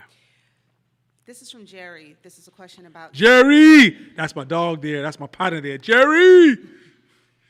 Hey, Jerry was with us first year, and Jerry was the original Tone Vic, because I used to cap on Jerry all the time. So now when Jerry left, I was feeling kind of lonely, and Tone Vic walked through the door, and I was like, I'm okay. So I talk about Tone Vic all the time. Go ahead. First of all, before I say this, I think so far this year, this is my favorite class. Oh, wow. Real talk. Thank you. Wow. This shit is dope. Okay, on to Jerry. He said, so with zero-based thinking, how do you make a difference between something that is causing you stress because it is challenging versus something that is causing you stress for no good reason? That's actually, well, okay. Jerry leveled up. Yeah, because that's a better question, yeah. Okay, there's a couple things. One is that there is a difference. So one could be tied to like limiting beliefs or the tension of not knowing, right? We're talking about something that's getting on your nerves and you know, that's one of the key things, you know, with the knowledge you have now, I will do this shit again, right? But when you say that, you're saying that from a space of not that it's a long journey and I don't have time for this journey. It's I'm going against the grain right now. This not even making any sense, right? It's almost like if you decide you were going to ride a bicycle because you had to hurry up and get to LA, and then you saw a car go by you real fast, you thought, I can do a car, right? As opposed to everybody's riding bikes and you just ain't into riding bikes and it's just hard on you. That's a difference. That's endurance. That is grit, right? It's like we're playing the long game, because a lot of times people want to talk about business as if it's a couple of years, and it's really a long game, right? It doesn't really have like Fern said, there's no destination to this. And so in that context, limiting beliefs can feel similar. It does require introspection, where you're sitting down and like dialogue. Sometimes you have to talk to other entrepreneurs. Like sometimes, like, this ain't an isolation game. This is really a team game, a people game, a community game. In isolation, your brain will play, like he said, the dude in the army. If you have a conversation, his brain could mix the two up. So sometimes when you sit down with other entrepreneurs and you share the conversation, they say, but why are you building a house with just a hammer and a screwdriver? There's all these tools at Home Depot, and you can rent the shit. You'd be like, oh, right? That's not a lesson. That's not a lesson. But in a situation where I started working on my house and I realized this is a lot of work and I don't really want to do this because there's some club parties coming up. There's this pretty little girl across town. I don't feel like doing none of that stuff. Okay, then that's a different issue. Yeah. I mean, you know what hindsight bias is, right? I mean, there's some connections, meaning if you can look back on a situation and say, if I knew with the knowledge that I have now, if I can go back and do it again, would I? If the answer is no, then make that adjustment. It's a challenging thing, but that's what zero-based thinking is. Yeah. Next. This is from Kaja. Hey. And she says, so this week's reading talked about you know what, I'm going to save it because it goes into the book. And you haven't really gotten we there get yet. the book second. You haven't really gotten there yet. This is the last one then. So earlier you were talking about, this is around the racism. So the question is, so let's say you figured out that maybe it's your life's work that has been, it's been about combating racism, right? So racism has been the foundation of your work or your business. How do you pivot from that? And then how is that different than building a business that serves Black people? No. Go back to the phrase, upgrade your business model. Maybe it's okay, serving Black people, that's what 5K Media does. Like, think about this class. Think about my business. So I'm here to serve Black people. But when I first started serving Black people and where I am today, those two people don't even talk to each other. This is just a whole different way of thinking. And when I first started this business, I was on a lot of make-believe stuff. This is the way it should be. This is how Black people should show up. This is what's wrong with Black people. This is what's wrong with white folks. I was in some old land of the lost, right? And at the end of the day, if you looked at my bank account was like, it should be like, shh, don't say nothing. Because that's the way my bank account looked like. It wasn't even speaking, right? And so when I learned to stop focusing on that shit and focus on getting to real, I call it accurate thinking, realistic thinking, you upgrade your model so when you're serving Black folks, play the long game. Are you looking for an emotional win, or are you trying to play the long game? If you're trying to play the long game, what's the sustainability plan, right? Sustainability plan means that it needs to make money even when you're gone. Number two, what is the quality employee plan? Meaning that if you don't pay anybody any money, you don't get the best minds to help you solve the problem. So you have to generate enough resources to have the kind of impact we really need to have. I don't think we've seen too many samples of what a strong pro-Black organization should look like. Right? I think we've had some. I can go into some. And I've seen, and we've had small moments and small flashes. But I think we shrink, we engage in a form of limiting beliefs of small models of what that should look like to serve our people. And we kind of shrink it down to like small ideas. And we don't realize the American government sole purpose is to protect the land that businesses run on. Businesses run in the United States, and American government keeps everything flowing so those businesses can grow, right? Those are institutions on top of institutions on top of institutions designed to help the infrastructure grow. We're going to need so many different kind of institutions that you can serve black folks so many different ways. This is not no one pipeline or no model solution or no one gender idea or no one value system, right? But we're going to have to raise the level of that and understand sustainability, long-term play, and then that's when the money's going to kick back in. And also, you got to remember, we were raised in a culture that demonized wealth. And so, because I bet you a lot of people, when y'all saw the shit that happened with GameStop, for a minute you feel like, yeah, we stick it to the man. That's a problem.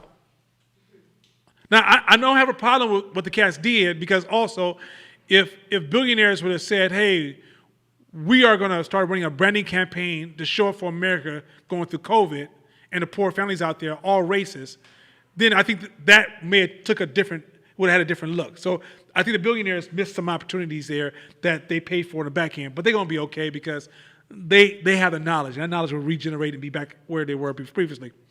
But what I'm talking about is that if you felt, yeah, we stuck it to the rich people, that's demonizing wealth. And I'm going to teach deeper about that later, because I'm not talking like the Republicans talk. What I'm suggesting is that a lot of times you achieve wealth by sacrifice. Now, when you sacrifice, nobody demonizes you. And we tell all our kids to go to school and sacrifice to get more. But as soon as they get more, we demonize them. So then how's that an incentive?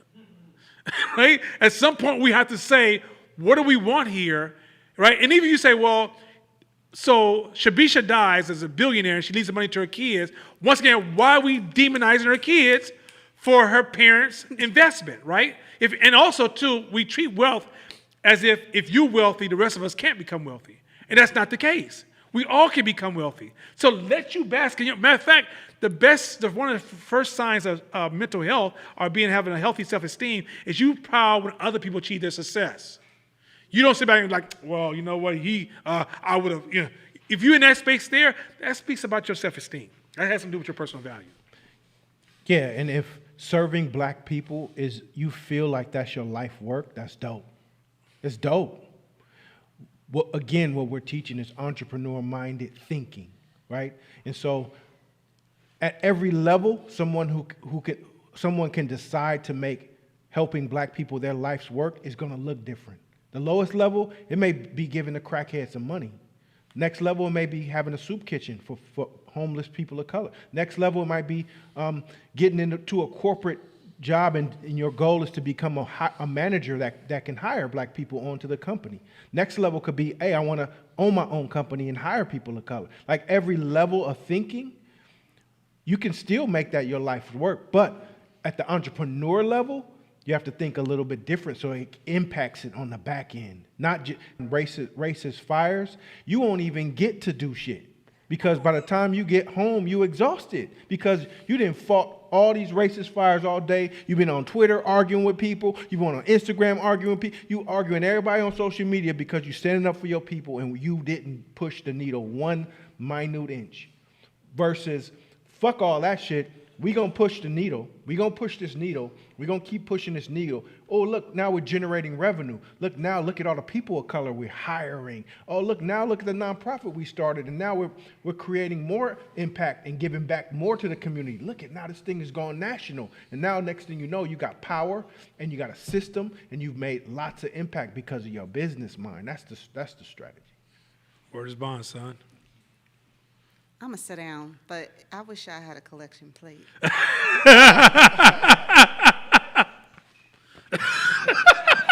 My Cash App is Court Smith. Ding! Oh, yeah, I forgot to announce, those at home, don't forget, we keep forgetting, donate. Donate to the class, donate to Impact. We had some amazing donations last week. To all those who donated last week, I want to say thank you, thank you, thank you, thank you, thank you, and thank you. So, and like I said, we're totally open. I think at the end of the year, I think we're going to open up the books and show people how we spent the money so the folks can see how we're investing in a solution, that we're not sitting over here working on getting new rims. So anyway, go ahead, Tone. Hey, my Had to name get is it Tom framed. Vic. Yeah, whatever. Get it framed. Show you right. All right, real quick. I want to second what Shabisha said. I actually think this is probably one of the dopest classes, Right on, Tone. and we ain't even finished yet. I've been shaking my head like, damn. All right, this is a two-part question. I'll do my best to be as concise as possible. The first question is kind of simple. It's just, I personally had, it's a challenging question to one of the things from the podcast. It was option number 2 when the making decisions, taking time to make the decisions. My first part of the question is just help me with that, because I've read articles and blogs from like Warren Buffett and Bill Gates and Steve Jobs that said to make decisions quickly. So I wanted to, when you said that, I was like, okay, wait a minute, that's not. Neuroscience does not agree with that at all. The reason Okay. for that is because, let's say you're going throughout your day and you're low in fuel, you're overdrawn. Your decision is horribly compromised. Also, your rationalization is contaminated by social contagion. So a lot of ideas of your facts, like for example, I think we're about to talk about this in a minute.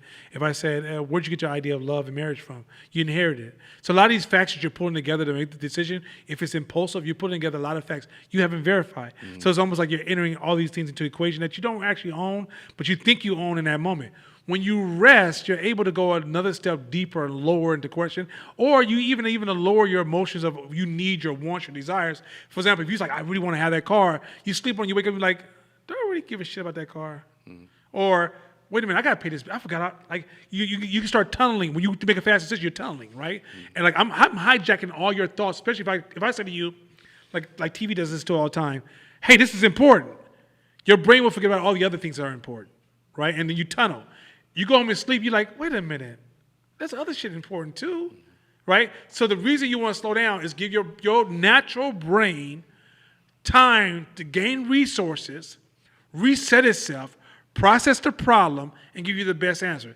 Got it. Now, there's times you can't do that. It is what it is. When they say make decisions quick, it doesn't mean don't go home and sleep. They might say don't make a decision, meaning that somebody asks you something and it just drags on and on and on, and then one day you hope you'll get a better answer, and that can also backfire on you. Okay. But we're just talking about the more time you could take, it improves your decision making based on probability overall. Got it. Yeah, and real quick, it's like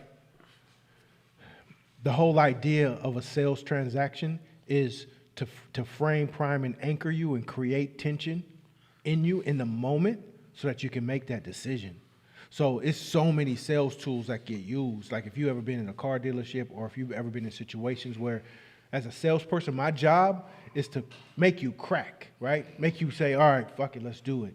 So if I throw things at you like, hey, I need, like if the deal is only today, so if you can't do it today, then it goes back to regular price. Sucker That's game. one tension move. So you're like, shit, I only got to today. And then I do another one to say, hey, you do a fake phone call. Oh, hey, you want it too? Okay, well, I got a guy right here standing in front of me. So let me see if he doesn't. So now you're like, damn, it's somebody waiting to take him.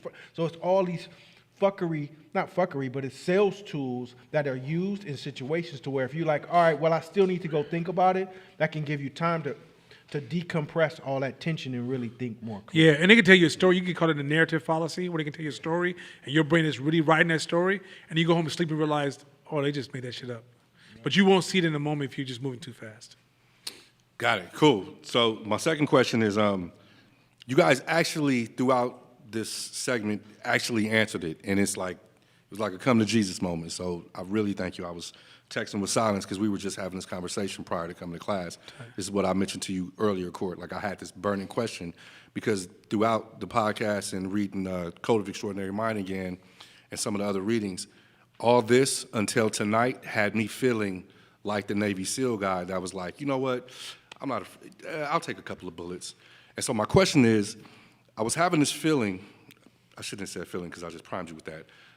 How do you defeat the thought of entrepreneurship is not for everyone because it's a very lonely road. It's extremely hard. It is humbling.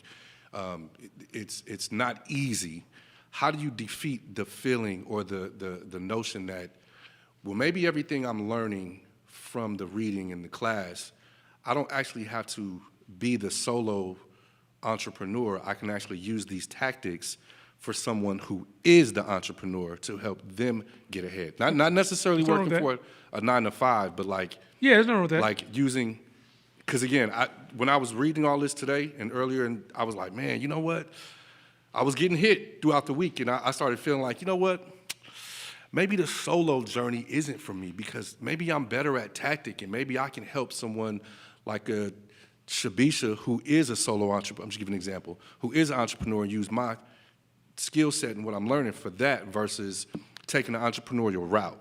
Yeah, You know no, what I'm no. saying? So how do you? So real quick, two things. One, entrepreneur is a skill set. Remember, it's not a talent; it's a skill set. I mean, everybody can build up to it, but depending on our trauma and where we're starting, we may have a few more hurdles than the average person. Got it. If you told me, no, I'm in my 10th year and I just got it, and now I'm in my 20th year and I'm finally doing what I want to do, that doesn't sound bad to me, right? Because like I said, this is not a timeline journey. So let's not put a cap on let's not state who you are or who you are not, right? At this stage, if you feel, hey, this is where I can best serve at this stage of the game, there's nothing wrong with that at all, right? So I don't want to make it seem like if you're not performing like court, you suck. That's not the suggestion at all. This is an evolution, and those struggles you're feeling, that's that tension we talked about. Right, like when you're in this game, if you don't like tension, like you should always feel tension as you move. Some of the tension is like, what's taking this so long? How much longer gonna be in this dark ass tunnel before I get out? Right? I know now I gotta have faith, but God darn, this is for every. Matter of fact, let me say this for the Christians. Y'all missed that dope scripture that said if you have the faith of a mustard seed, you can move a mountain. That's one of the dopest concepts ever because what they will teach you a process, which is when you're in process, you got to have the courage to go through it. And you got to be able to trust in yourself and believe in yourself. And so if you don't have if you have self-hatred and you don't have the courage, you can't get through this dark tunnel. And so the tension you're going to feel is at certain points, you're going to feel like you're falling. And then you're going to realize, oh, I landed on a better foundation. But you will never get that. I mean, that's what I'm saying. The Christians, I don't think ministers taught it well enough because Christianity is a discovery, and it doesn't fault any minister in the game because that's an old-ass book, right? But that message is the same path you take for creating anything. Oh, the Bible, hella old. It's hella old. So, Yeah. that book old, boy. Yeah, I don't know what thou, I never wrote thou in none of my sentences. Thou, never, that's too much. So, Tone Vic, couple things too is that two things. In comparison to what? So if you say, hey, well, maybe I'm not cut out to be an entrepreneur, in comparison to what? Your timeline? Like what you think, where you think you should be right now? Because that's all relative. Like you can be, you can be 0 today and you can pass us up 10 years from now. Yeah. So it doesn't like, it doesn't work like that. It doesn't work like, oh man, fuck, I've tried this for 3 years and now I ain't where I want to be, or I failed a couple times. I had spritz, I had LMC, I had music, and now maybe it's not cut out for me.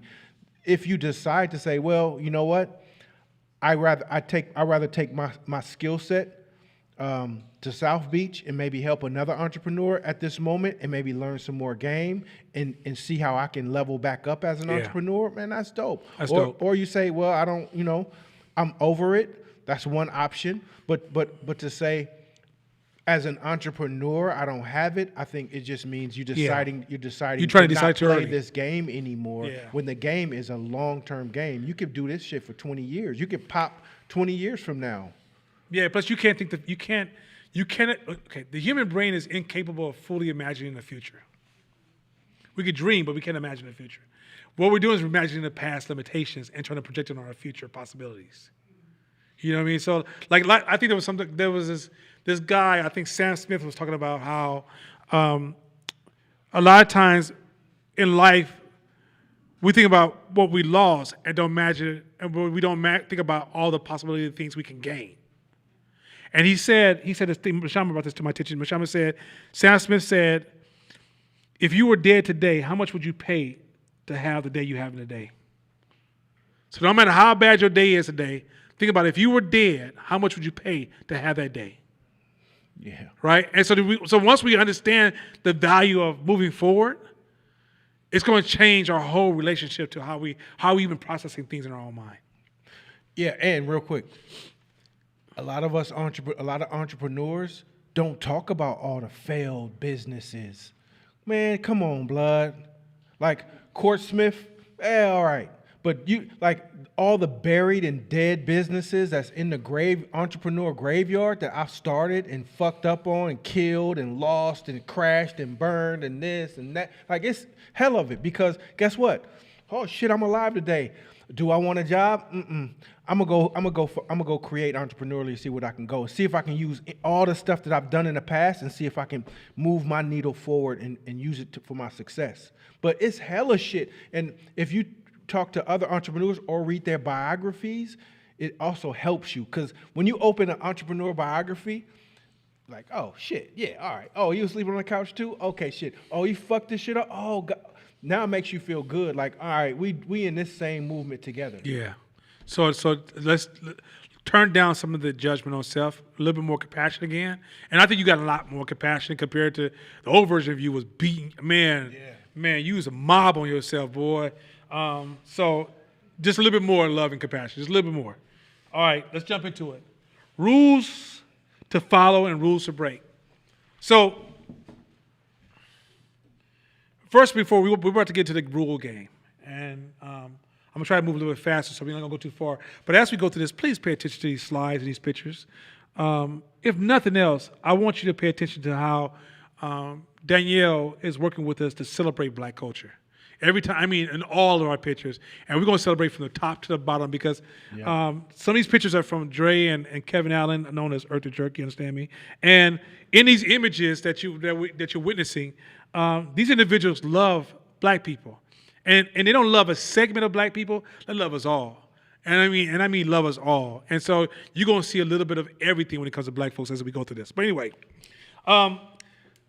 rules are not. Rules are meant. A lot of rules are meant to be broken, but the question is, which rules do we break and which ones do we hold on to? And honestly, some rules are good for you. Some rules are designed to help you survive. The human animal made rules because it's part of our survival mechanism. Now, let me bring some to your attention. This book was written by one of our Middle Eastern brothers. Indian brothers, right? He's Indian. So it was written by one of our Indian brothers. But I'm about to make his book black as hell because I want us to translate this into some real shit. A lot of our rules come from slavery, Jim Crow, sharecropping, crack era. They don't come from prospering, growing, impacting, and wins and losses in a war. So a lot of our ideas that we hold on to are not really serving us well, but we learn to just almost brush over them and make them, normalize them. I thought about this morning when I was making my breakfast. And I thought, I look at the kids today, and my son put on a pop song, and I hate pop music. So sorry, pop people who are pop lovers who call themselves pop people. I don't like your music. And I don't like pop music because it's corporate music. It's just corporate. It's just so corporate. It's so, and I don't like the lack of substance, and I just don't like the energy around it. I love soul music. So my son asked me, he said, why do you play all that old shit? I said, because I got a lot of responsibility and I need music that can make me feel, can relax me, because I'm dealing with a lot of shit. Now, if I was just going and taking a couple classes and hanging out with my partners, I might play a little bit of gangster hip hop my goddamn self. But I need to keep my resources under control because I want all my resources tied to me making strong decisions, strategical thinking, solving bigger problems, working on social issues, and making a lot of money at the same time. And that requires a lot of resources mentally. So I need all my sleep, I need some good food, I need to exercise, and I need music that restores some of that energy back to me. That's neuroscience. I don't get too deep into that. So But I sat there and I said, you know, if my son was 5 and he watched some brothers who didn't love themselves walk around with green eyes that they put in their eyes, they say, I don't like my eyes. The next generation don't have a conversation of psychologically what does that mean. They go, oh, that's cool. And the next generation is just wearing green eyes. They don't have no depth to it. It's just, this is what we do. And then after a while, we say, you know, the rule is if you're going to be cool and be with the cool kids, you got to rock these green eyes. So your 7-year-old kid who doesn't understand any racial dynamics, culture, self-love, or anything, runs in the house and says, Daddy, I hate my eyes. Can I make them green? And you can't project on that child at that moment, you know, you're breaking all of our moral and value rules because to them, it's just an option. So this is how rules evolve. So a lot of things that we do for the sake of survival, when we feared that our children could be lynched, when we feared when they had a middleman who told us what job we could and could not have, when we had to walk off on the streets and let the white man walk on the curb, when we had to find our own particular bathroom, when we couldn't go to certain parts of the city when the sun was going down. Those rules are still with us today. And so when we decide to run a business, we're still following those goddamn rules to get to our business. Let's keep riding, y'all. Yeah, let me jump in. Hey, this part, when it comes to rules, we, as an entrepreneur, we need to be as free as possible because we need our palette, we need our toolbox, we need the landscape to be as wide as possible so we can use all kind of options. And if we live and play by too many rules, then we limit ourselves for our competition. Handcuffs, baby. So we handcuff ourselves to our competition because that's why I don't like Batman. I never fucked with Batman because Batman couldn't kill nobody. Sorry, Batman. So Batman couldn't kill, so he would do all the shit and beat people up, and I'm like, this is boring because I know he's not gonna kill him. And I'm like, it doesn't matter what dude does, he's not gonna kill him. And his enemies, the Joker, they all knew that. So they were like, that's a limitation. It's a limitation. So like, I don't know if you heard the analogy about You mom. just called Batman a sucker, He's bro? a sucker. Sorry. He's a sucker. Like Batman's a sucker. Sorry. And what he gonna do? Kill me? No. But if you heard the analogy, you hear the analogy about I told you about when the mom decided she wanted to teach her daughter how to make gumbo. And so she goes and she walks through the steps and she fills the water up 3/4 to the pot. And the daughter's like, stop, hold on. Why'd you go 3/4 not full? Just how it goes. So she starts to try to continue. She's still on the pot, the water in the pot. She's like, will you just let me finish teaching you? She's like, no, I want to understand why. It's like, that's how I was taught. So she calls her mom. And her mom, she's like, Mom, this girl keeps asking me why we do 3/4 to the pot, 3/4 up. From the pot or gumbo. She's like, because that's the way I was taught. So they called her mom and said, what's going on? Why are we doing 3/4 to the pot? All these generations. She's like, because my pot had a hole at the top. So you had 3 generations who was trained that way, following a rule, and no one even knew the fuck why. So that's what's so dope about this book is saying, hey, if it ain't a law, you can decide to break that shit. If it's not a law, break it.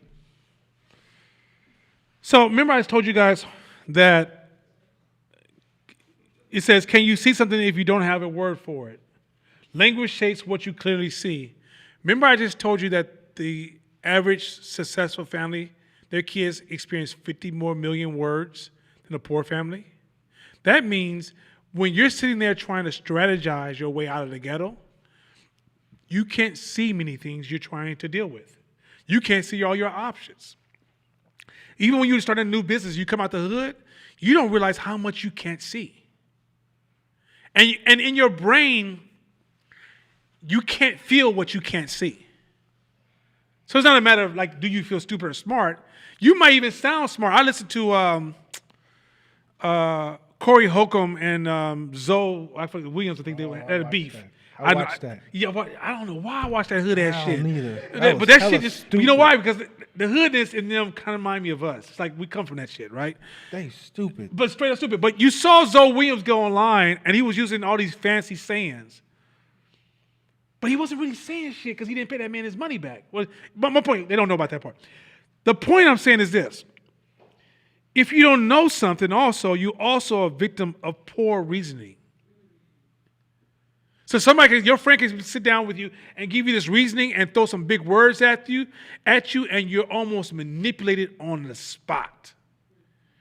You need language just to be able to expand your reality and to increase your options. Like a big worm. Did she give us big worm or did she give us big worm? I love her for that shot. Culture creates rules for survival. But rules eventually convert to shoulds and should convert to status games. This eventually is defended with our lives. So let me explain this real quick. Some of these rules is how we judge people around us. You should be married at 35. You should have this kind of house. You should have this kind of car. If you love somebody, this is how you should engage them. If you're going to date somebody, this is how you should go on a date. This is when you want to get ahead, this is what you'd have to do if you want to be a black person getting ahead. This is what you got to do if you want to be close to God. This is what you got to do if you want to be happy.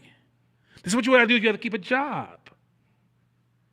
All these shoulds are rules that eventually, when people break them, we don't like them no more. They don't respect our shoulds. So now, it's our gang against your gang. We don't turn into Bloods and Crips overnight because we have these group of rules we're following of a group of shoulds. Well, you might think Bloods and Crips and all I'm talking about. No, that's from the top to the bottom. If you a Republican, unfollow me. If you voting for Trump, unfollow me.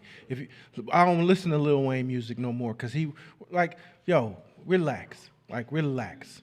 We've created so many rules for each other in our culture where we're already oppressed. We're just slowing ourselves down even more. There's entrepreneurs, artists, celebrities out there that our black culture makes fun of right now because they don't follow our societal rules. But they living their life. They happy. They balling out of control. They doing their thing. Sometimes we follow rules so hard and we defend them because of cognitive dissonance that we don't even know why we doing it. We just doing it. Well, I spanked my kid because I turned out cool. Yo, for real? So you beat the shit out of your kid because it was done to you and because you turned out cool. You don't evaluate that and just decide, take a deep breath and be like, hey, is this cool? Does this work? No, we don't. Our mind runs on autopilot because sometimes it gets in that lazy mode where it just, A plus B equals C, I'm going to go. This is saying, hey, let's go into manual mode on everything. And you'll see that a lot of the rules you follow, you'll break. So that means once you follow these rules, we're designed for survival, we call it culturescape.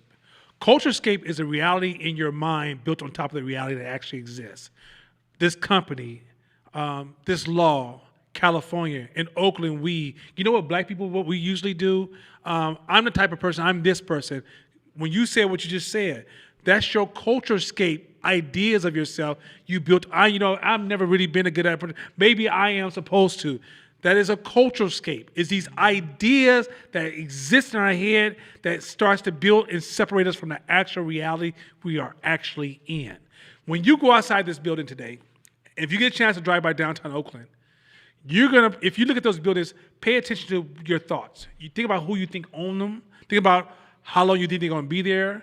What you would feel like if they were torn down tomorrow, or if a meteor came and knocked half those buildings down and nobody got killed. I don't want anybody to die, but no one got killed and those buildings were gone tomorrow. Or if you hear people talking about gentrification, how do you feel about that, right? Those ideas are only in your head. Those are not real. What I see is everything around me is clay and everything is designed to be changed. Everything around me is designed to be changed.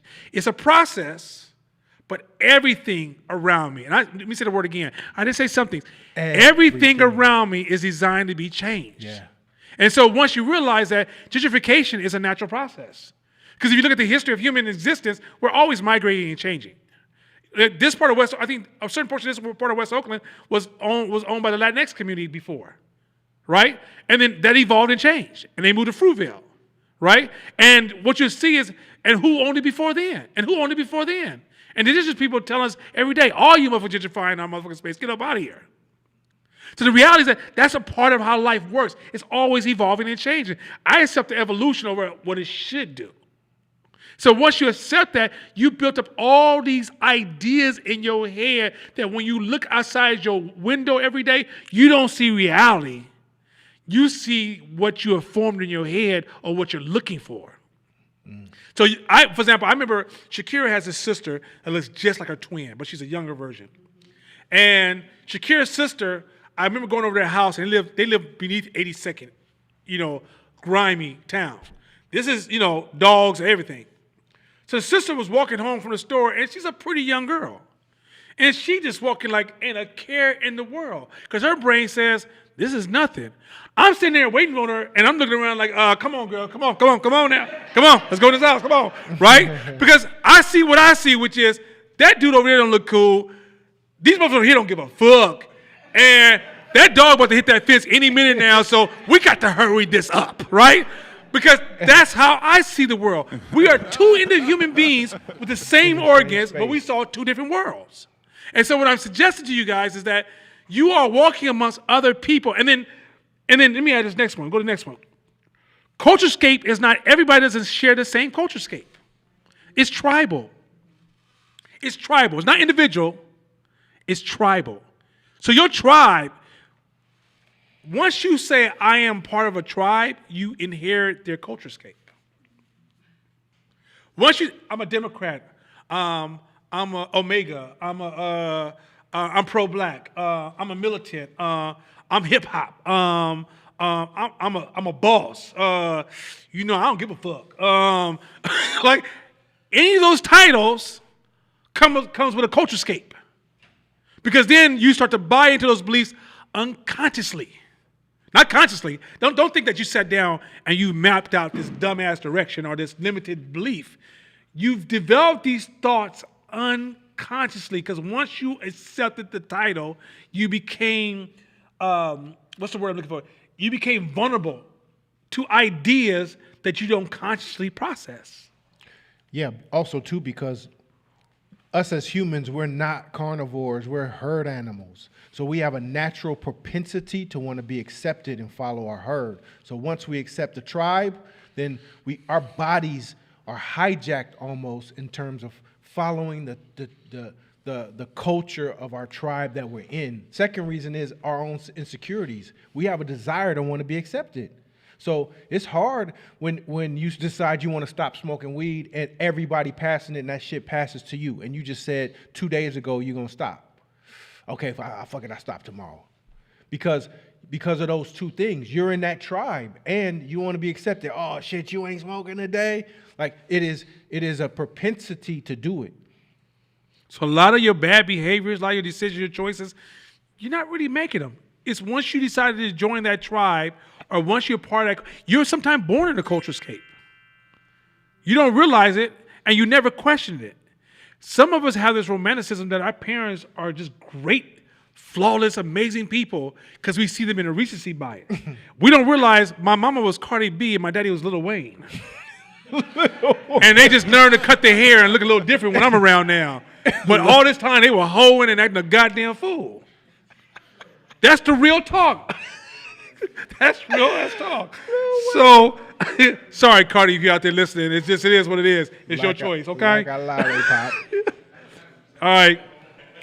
Oh, man, I had a thought, and you fucked it all up with Lil Wayne. I had a dope thought for y'all, but he fucked it up with Lil Wayne. I can't even think. I'm sorry. Hey, I just couldn't think of the way else fast enough. You want to hit that? You want to hit this one? Okay. Our beliefs about the world and our systems for functioning in the world. Start from the title. From the moment we're born, we're swimming in the culturescape. Our beliefs about the world and our systems for functioning in the world are all embedded in us through the flow and progression of culture from the minds of the people around us into our baby brains. But there's just one problem. Many of these beliefs and systems are dysfunctional, and while the intention is that these ideas should guide us, in reality they keep us locked into lives far more limited than what we are truly capable of. A fish is the last to discover water because it's been swimming in it all its life. Stop it real quick. The fish, the last to discover water because it's been swimming in it all its life. You don't even know there's something wrong with your reality because that just seems like what life is. It's life. It's life, baby. Keep going. Yep. Similarly, few people discover how pervasive and powerful the secondary world of our culturescape really is. We are not as independent and free thinking as we'd like to think we are. That's when I said, remember in the beginning of class, I said nobody's rational? Because your rationality exists within a culturescape. Yeah. So even when you're being rational, you're taking the available knowledge and the available ways of thinking within a culturescape and then reasoning with that information and you're calling it rational. And what we're saying is that is not thinking. Yeah. This is what this class is for. This is the beginning of teaching how to think, is learning to think is to realize that even your thoughts are being compromised by the culturescape. This shit is so cold. Mm-hmm. It's like, and many of us are born with it. We're swimming in it from day one. It's so damn powerful. You guys, I don't think you guys understand. Let's keep going because we want to get to some. Absolute truth is fact-based. Absolute truth is if that car is coming towards you, it's going to hit you. That's facts, right? If you jump off this building, you're going to break a bone. That's facts. You don't eat no food for a long time, I will be coming to visit you with a stone above your head. That's facts. Culturescape is opinion-based and agreement-based, all through both are in your head, is very, very real. So opinion-based and it's agreement-based, meaning that everybody around me is saying this. Everywhere I turn. Let me say something real quick. The reason I attack social justice so hard, because y'all don't know it's a trend. It's everywhere. Black Lives Matter, you cannot tell me in a room of psychologists that that's healthy. To run around and say my life matters. Who in the fuck you talking to? Now, if you're talking to yourself, you're fine. But if you're asking for approval and acceptance, that means I am now attached to you and you control me. But if I know my life matters, then I'm just going to move and make it matter. You don't have a choice to tell me my life don't matter. You can't take a camera and show me one white man abusing one black man or killing one black man or 1,500 white men in a nation of 350 million people, 1,500 white men killing 1,500 black men and babies and kids, and tell me those 1,500 are going to decide the rest of my life. I think there's more blood. There's more Bloods and Crips. And I know y'all know Bloods and Crips, but I don't see none of y'all making sure you always wear red or always wear blue. You accept that's them over there. The same thing with a lot of racism. Racism, look, man, I don't know about y'all. Have y'all really been to East Oakland or y'all bullshitting? Because y'all been to East Oakland, y'all don't really see white people out there messing with you. They don't care what kind of money. Do you know, okay, God forbid, I didn't say this, but if you were making money in East Oakland, you wouldn't even have to pay taxes and nobody probably would even know. Let's keep this shit real. Ain't nobody checking for you like that. City don't even be fucking with you. You tell them you got a business in East Oakland, they be like, yeah, all right, cool. Next. And yet, y'all sitting over here telling me what you can't do. It's because you're too focused on the problem and whose fault it is, as opposed to, so everybody gonna buy some toilet paper today? And ain't none of us selling toilet paper today? Oh, y'all tripping. Yeah, Matrix. Y'all seen it, right? You look at culturescape. The line that says, although both in your head. So culturescape, opinion-based agreement. Imagine living in a world and making decisions and making moves that none of that shit's real. It's all in your head. It's all made up. Because some people before you agreed that was the way it was. And you're just following it. You're just doing it. Like, that's one of the reasons why I get kicked out of church. It's like, you ask too many questions. Like, the Bible says this, and I say this, and that's how it's going to be. Well, what about that part right there? Well, we ain't got to that part right there. We ain't talking about that part. because once you learn to live outside the culture scape, you want to talk about freedom. You want to talk about power. Because now, hey, whoa, time out, stop. Let's stop right there. Because now you can analyze so much more, and there's so much more choices juice open up. in the life. You start seeing choices. Listen, the NBA is a culture scape. NFL, culture scape. MLB, those things are not real. They're subjective. If black people decide tomorrow they don't want to do that no more, it's over. There's nothing. You're not born with a DNA that says if you don't play basketball, the day you decide you're not playing, you're dead. There's no rule that says that all the money will always go to the NBA. NBA has to constantly fight to stay in number one position. They know that if a smart idea comes along tomorrow and it moves aggressive enough, NBA can be over within a decade. Well, look at the ABA. The ABA was, you black people can't play in this NBA league, but the ABA started getting popping. And they start having ballers and Dr. J and all those greats. So guess what the NBA had to do? Merge that shit.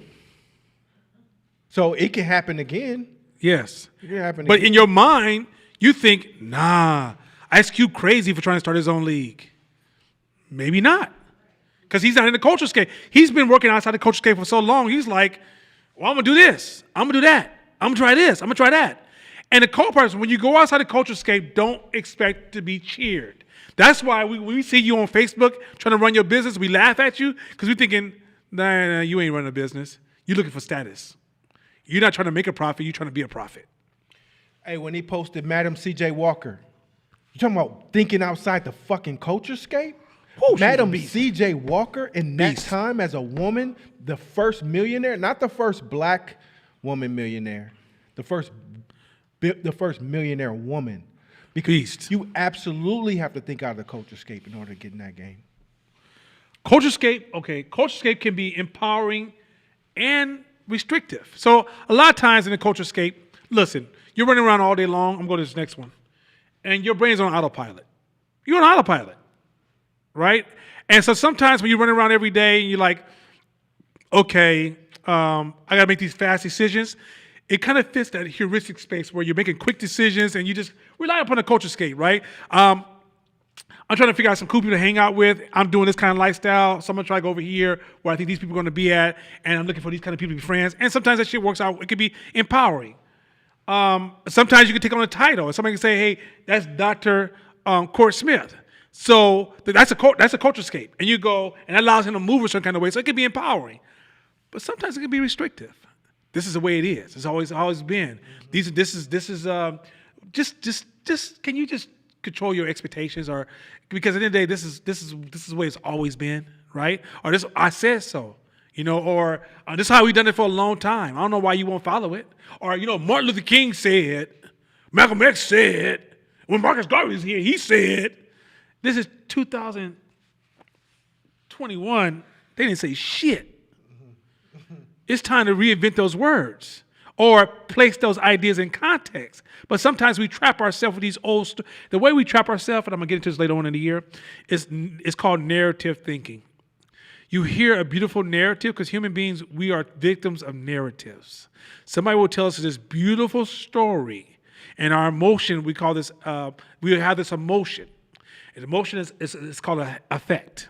And emotion will start to create that story and turn it into reality for you. And if we share the same identity, and I say we have similar background, I have just manipulated you. We do it all the time in business. We'll walk into a business meeting and be like, oh, you like to fish? I was fishing last week. We're priming you already. We're setting you up for the hit. Hey, you want something easy? Here's something easy when it comes to Culturescape. Here's an easy little thing to do. Is a good, quick, lazy way to improve your life is pick a Culturescape that's on a higher vibration than yours. So guess what? By default, you're around people who can push you. So if I say, hey, Nana, I want to be your man. Hanging out with Nana, we guys, so we may spend some time talking about guy shit, dumb shit, girls, whatever, because that's what guys do. Then it turns because somebody says some shit that somebody challenges, or something intellectual or deep, and guess what? We here for 2 more hours. And I know that there's some shit I can't get away with saying. If I be like, damn, Nana, this shit is hard, bruh. What? Okay. Now it's on, because now I need to dig deep and find out, understanding what's going on, and now we engaging. So that's default for me having a friend like him. If all of your friends is on some stupid shit, ratchet shit, of course there's times you want to bullshit. I know I do. I know I want to talk about that bullshit sometimes. But if all your friends is like that, that's your culture scape. That's the culture scape you in, and it's hard. You're gonna be swimming around in that shit for a minute, and it's hard to move and progress. Next one. So autopilot, let me say this real quick. Most human beings walk around on autopilot. Very few people are engaging in processing reality. Now, you can't process all day long. You'll be asleep by 5 o'clock or 6 o'clock. But you should practice processing. Practice self-analyzing. Not all day long, because if you overanalyze, you become a narcissist. You just so in your head, you just think about yourself. Practice every once in a while reflecting when you make certain decisions. Like, why did I say it that way? Learn to create more of a balance. We're not trying to destroy autopilot. We're trying to bring a little bit of a balance towards metacognition, where you're taking time to analyze your ideas and your thoughts and how you show up. In that process, you'll create more of a balance, and you'll start to drive your life as opposed to life driving you. Next one. Now, a lot of these rules you follow, we over-romanticize the past, not realizing those people are not too much smarter than you. Everything you see that is around here, from the streets you drive on, the car you're in, to the signs you see up, to the trees that are planted in front of your house, and the way your house is designed, to the wooden floors you walk into, the bathtub you sit in, was designed by people any smarter than you are. But in our mind, we have a tendency to so voting, which is a culture scape. It really is, black people, because one of these days I'm going to get into voting, and I'm going to let some of us have it on this one. I believe in voting, but I think we raised it too high, right? We act like voting is as if we just built a city. First of all, let's be honest about voting. Voting is so distorted the way it's written. It's hard to vote. And matter of fact, if you tie to police brutality, the Attorney General is in charge of all police. Now, when you vote for the Attorney General, do you know that dude or that woman? If you don't know that woman or you don't know that cat, who you about to vote for, then what the fuck you vote for? A Democrat? How you know that Democrat gonna treat you well?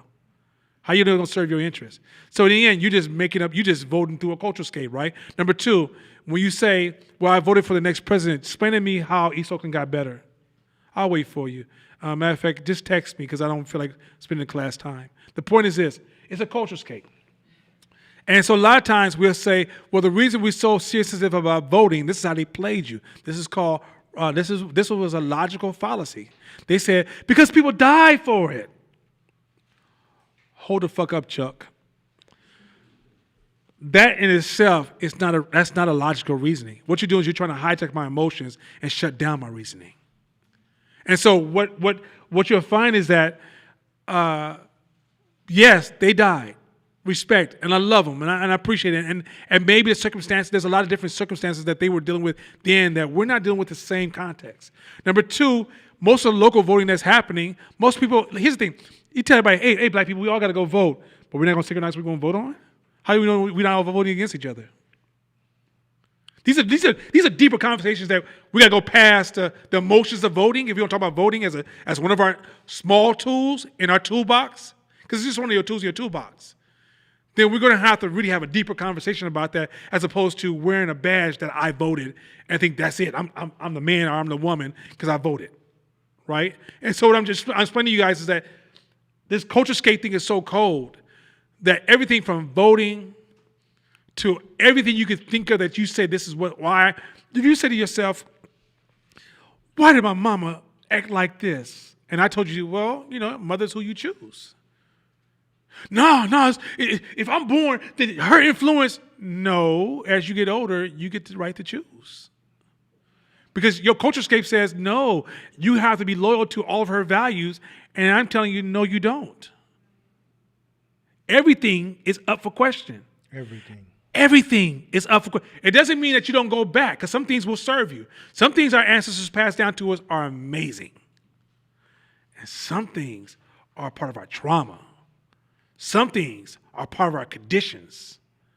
And if we don't examine them all, we might be celebrating our own oppression.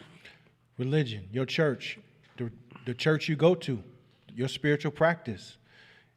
When you jump outside the culturescape and you re-examine it and you dissect it and you decide to go back in because you love it, it'll make you love it better. It'll make you better at whatever religion you choose, because now you're more engaged. You chose it for you, not because your Yeah. parents did, not because it was passed down to you, but you backed out of it and you picked it for you, and now you love it. Now you're more engaged. So I think come on. the strength of being able to step outside the culturescape, same with whatever, your spouse, your significant other, your friends, whatever, like, no, I fuck with you because I sat down and decided, man, should I fuck with her? Should I fuck with you? Charlize, let me think about it and really dissect it. And once I said, man, I choose you, Charlize, like I fuck with you, now the love is deeper. So this type of philosophy makes you a way more stronger performer in everything you do. I mean, think about this in religion, Court. If they learn to choose a religion as opposed to religion choose them, they will study, not listen. Absolutely. You study because you love this book now. You see value. You're looking deep into it. You want to learn. I mean, I don't know if y'all ever got a chance to listen to a Jesuit priest. Them cats are smart as hell. Jesuit priests, man, Catholics have these group of people called Jesuit priests. They don't play. They're smart as hell. But that's the position they took. Because it's a commitment to be a Jesuit priest, right? But for a lot of people, we are following religions because we just been born into them. So we never even took time to examine them and go, hey, what does this mean? And these books, a lot of these books have a lot of wisdom in them, right? I promise you, Bible, Quran, the book of all these books have a lot of wisdom in them. Judaism, they all have power in them. But if you haven't chose it, your engagement is compromised. That's just it. Choose it. And choosing it means that step back and look at it. Look, now I'm not religious, but I walked away from God to find myself back with God. Because what I did is I questioned everything. And when I realized, this ain't no man shit.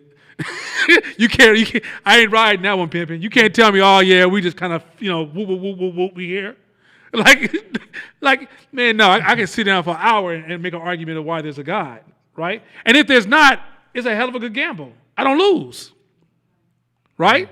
But what I realize is that when you don't take that journey for yourself, you're also open to manipulation.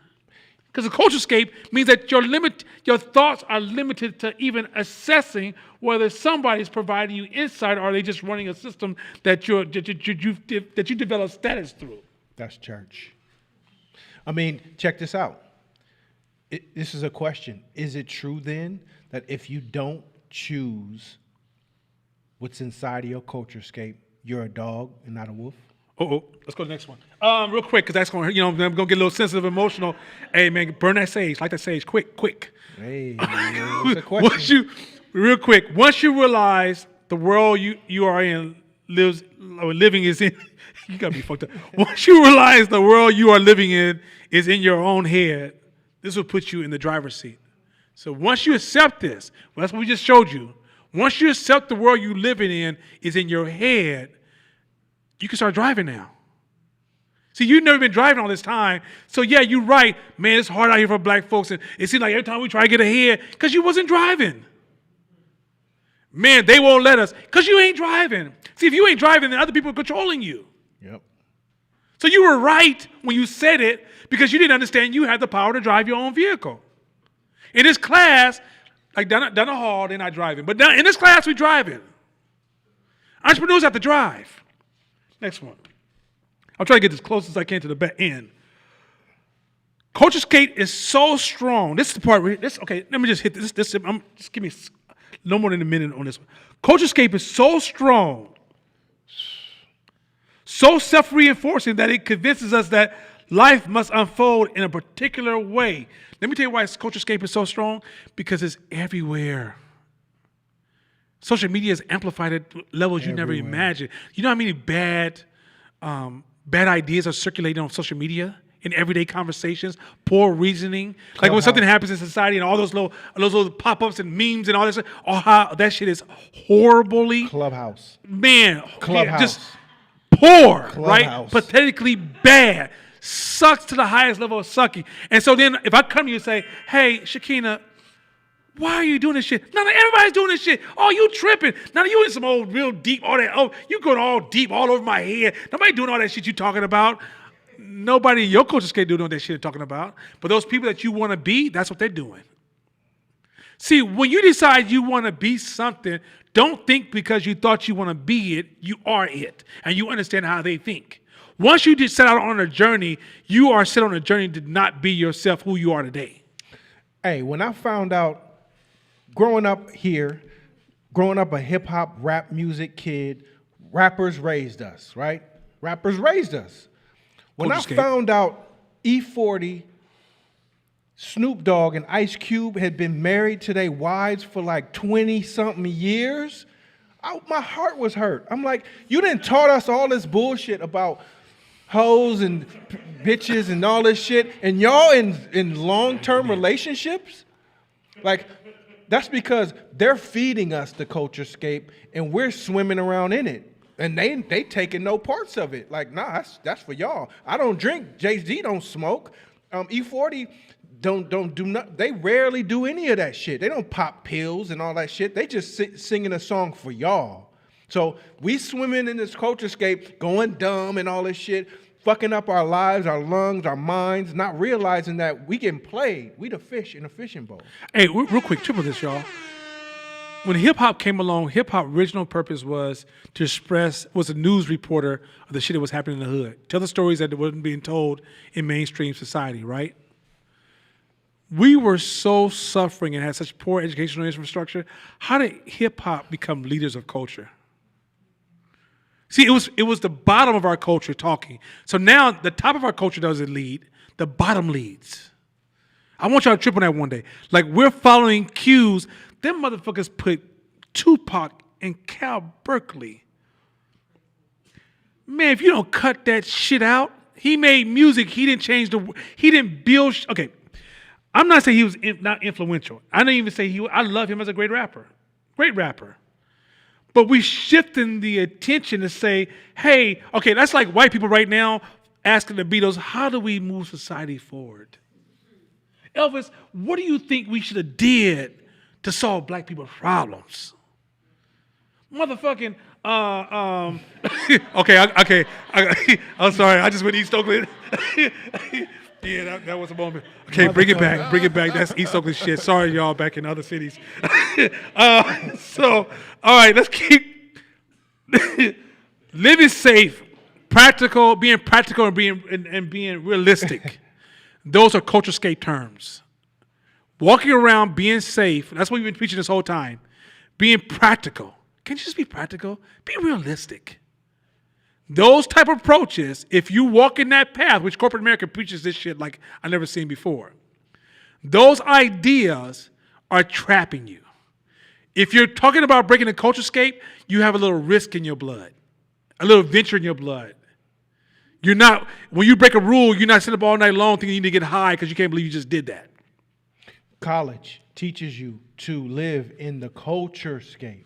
So all the processes you go through when you start elementary school to the end of college, they've been prepping you to work in somebody's culturescape in some corporation. So all the tactics, philosophies, ways of living it's a similar rhythm. So that on the clock, 9 o'clock, clock in, clock out, badges, lunchtime, a boss, a leader, all those things sound familiar, right? And it's taught to you as a child. So once you become an adult, it's hard. Like if you decide, okay, I want to jump off this corporate game and get into an entrepreneurship world, understand you have to break all those shackles of the culturescape that you were indoctrinated in your whole life.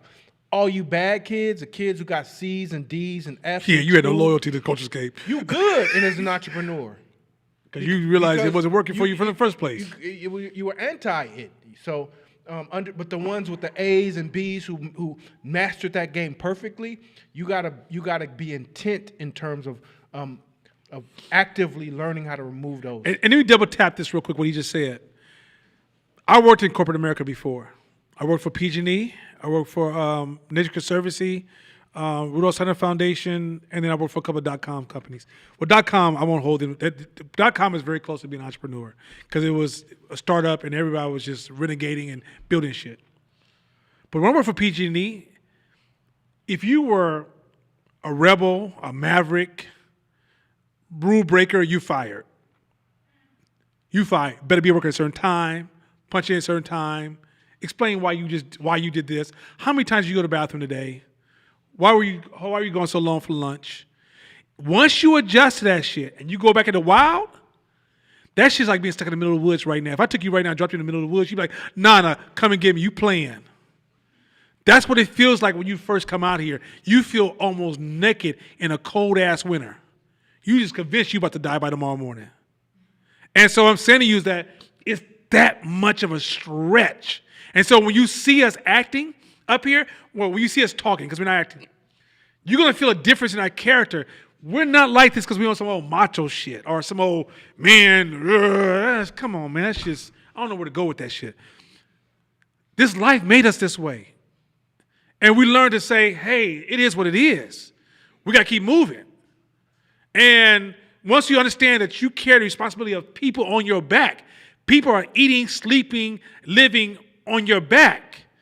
A lot of excuses don't translate no more. You can't walk in the room and be like, well, I can't because I heard this is, did you see what happened in the news? Oh my God, they don't like, I don't give a fuck. All right, let's go to the next one.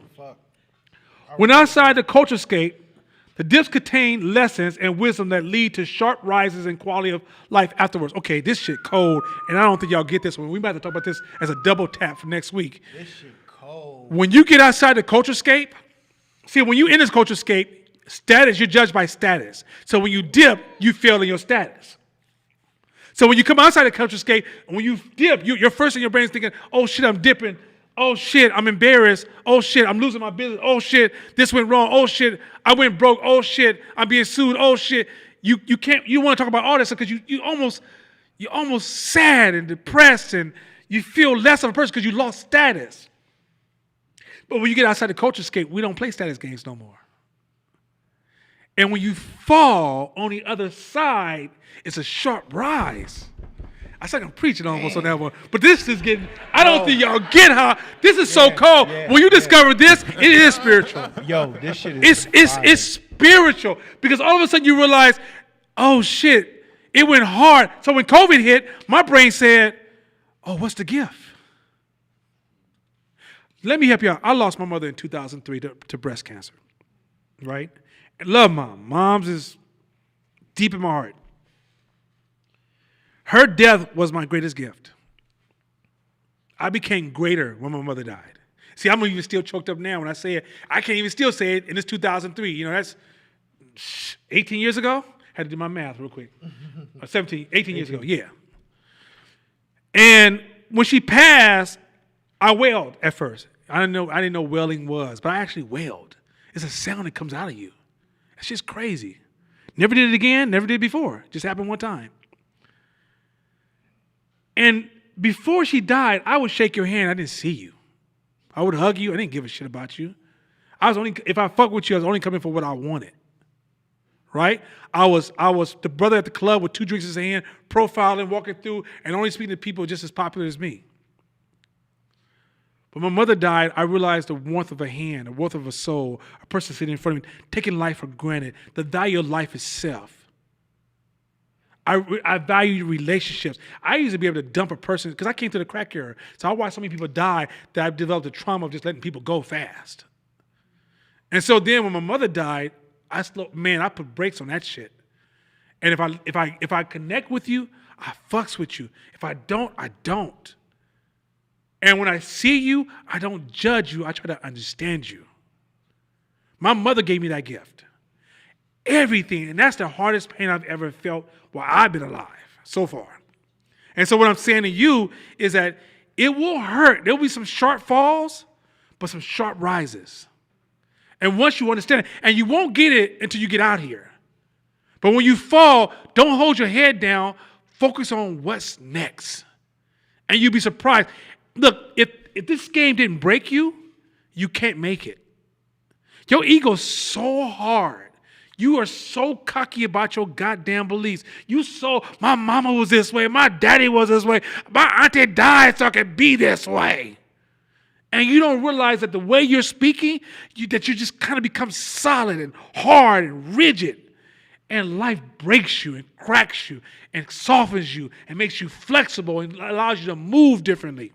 And you're never going to get that shit if you don't go through this shit. It's a necessary evil. But it's an evil you welcome. And you will never walk away from that evil. Every time you want to rise, there's a pain on the other side. This is when everybody's like, find comfort in discomfort. Well, now people start to repeat it and it's starting to sound kind of corny. But what they're trying to tell you is they're giving testimony of the rise. And on that rise, they have failed. And that's the shit that cats don't tell you when they give you those old self-help inspirational speeches. They always be like, oh yeah, I just failed and I got back up. No, you failed and I was wondering, goddamn, when is it going to stop? But somebody told you to have faith. That faith shit is cold. Because when you in the tunnel climbing, you can't see front, back, side, left, and right. All you have is faith that's guiding you through that tunnel. And you won't even have knowledge. You can't have comfort. Comfort is assurance. Comfort is assurance. When you in this space, you don't have the assurance. So your wisdom and knowledge ain't even fucking working right now. You got to trust the process, and you got to gamble on self. This shit is so damn cold, and it's in this book, and I'm like, yo, this book ain't the deepest book I've ever read by far. I would rank it in my books of, like, say, 1 to 10. It's probably a 2 to me, based on the books I've read. But this shit got so much fire and it's so simple, and it's easy for us to take it and just, pass it to the next person, let them chew on it. And so I'm just saying, this shit, we're going to probably double tap it and go a little bit further into it, but it's fire. I mean, once you dip outside the culturescape, after the whole feeling of freedom, that part is amazing by itself. But then the dope part is the lens at which you see the world. I don't see the world the way you see it anymore. You stop seeing it the way other people see it. So you ain't got to show up how you think people need you to show up anymore. And you'll find the small nuances that are in between life that you can play in that seems dangerous to the outside world, but really it ain't a big deal. Like going to the clubs in San Jose. Remember back in the early 2000s, we smashed to San Jose to go to the clubs out there and going to Mingles, right? Y'all remember Mingles? I would feel safer in Mingles. We're more polite in Mingles because, it's a good chance a lot of you motherfuckers got straps in here. So guess what? When we walk past each other, oh, my bad, bro. Oh, my bad. Because everybody's hella polite because some shit can pop off at any moment, right? San Jose, they rude, they rich, they this, they pompous, they talk shit. It's little scuffles a lot because of the privilege and the attitudes that's out there. And you always pushing motherfuckers like, get the fuck out, what you doing? But outside the culturescape, you'll see statistically it's less shit popping off there because they know motherfuckers scared. Or if you disrespect somebody, that parking lot across the street is waiting for your ass. The beauty of this is, man, you see the world different. You see money opportunities. You see relationship opportunities. You won't pick the one that everybody picks to be your mate. Fuck that shit because you see outside the culturescape and you see that person is in the perfect rhythm of where you are. Your friends, come on, talk about it. Your friends, all the people around you change because you change and you see it different. So, this book by itself can change you. All you got to do is decide to step outside that culturescape and just look. We're gonna stop. We talked about limiting beliefs. We're gonna stop at rules because I can't wait to get social contagion is so cold. We get social contagion, but that picture on Bruce, I had to stop there because I just had to see that picture one more time. Rules in the book stands for bullshit rules. Rules that we followed are bullshit, and we're gonna have to reinvest in these whole idea of what rules we want to follow. When we come back next week, we're going to start with social contagion. We're going to type into We don't have beliefs, beliefs have us. That's in the book. You don't have beliefs have you. And I can't wait till y'all, when we break down that shit, it's so cold. We're going to get into our ideas are meant to evolve and change. Each of us live by thousands of rules. 5 ways we are indoctrinated. Our culturescape are powerful because are the numbers, are the people who believe in them. We talked about that one already. I think we might drop that one. Extraordinary people think differently. They do it by questioning reality. What we're trying to highlight to you is that, just a closure, and what we'll do is we'll allow Shabisha to ask some questions. You guys need to go or cut out. We'll just answer those questions real quick because I got to go quickly because I have a big presentation tomorrow morning. But the stuff we're teaching you, this is not Nana and Court's thinking. When you get outside the culturescape and then you go hang out with entrepreneurs who are really performing, they're going to sound different. And then when you speak, they're going to hear you different.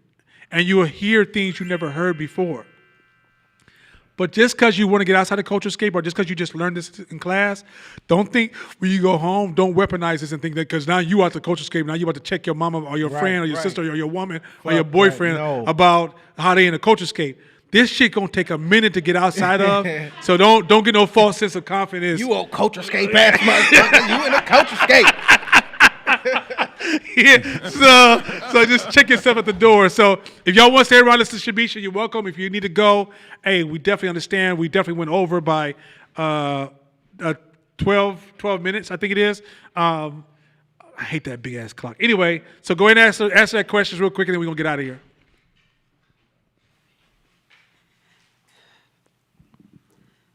First, giving honor to God and the pastors. I want to thank you for such a powerful word on today. It blessed me. I think it blessed everybody. I can't stand her, bro. All right. By the way, the church is so much. If y'all pay next time, okay, you know how in the conscious community, I'll be like, oh, the church is this, and they're not doing that. Do me a favor. Go back to church for a day and start analyzing. And then also look at the history of churches. And you actually see some beautiful black wisdom. That's just a side note. Go ahead. So this question comes from Kaja.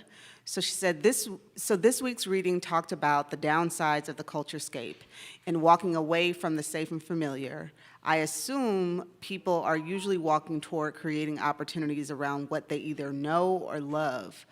But what makes for the best path to entrepreneurship? Is it doing something you know well, or is it doing something you love? And so she said, I'd imagine that trying to monetize your passion might make you not love it anymore. Well, that happens, period. I love photography. I haven't shot a picture in almost a year and a half, 2 years. Because the company grew and I had to change my position, right? But what I love more than photography is black folks, right? I love black folks because that also encompasses my love for my family. I gotta plow the land my children will walk on. And I can't just get mine, expect them to get theirs, and everything's gonna be okay. I wanna prime the ground they're gonna walk on. So, but you will become exhausted, and when you run a business, you don't stay in the same position. You're constantly evolving. You're constantly evolving. You get to the point where you stop working your business till you start running your business. To the point that you stop, I think I said it a couple of weeks ago, I was like, I don't understand why Jeff Bezos is working.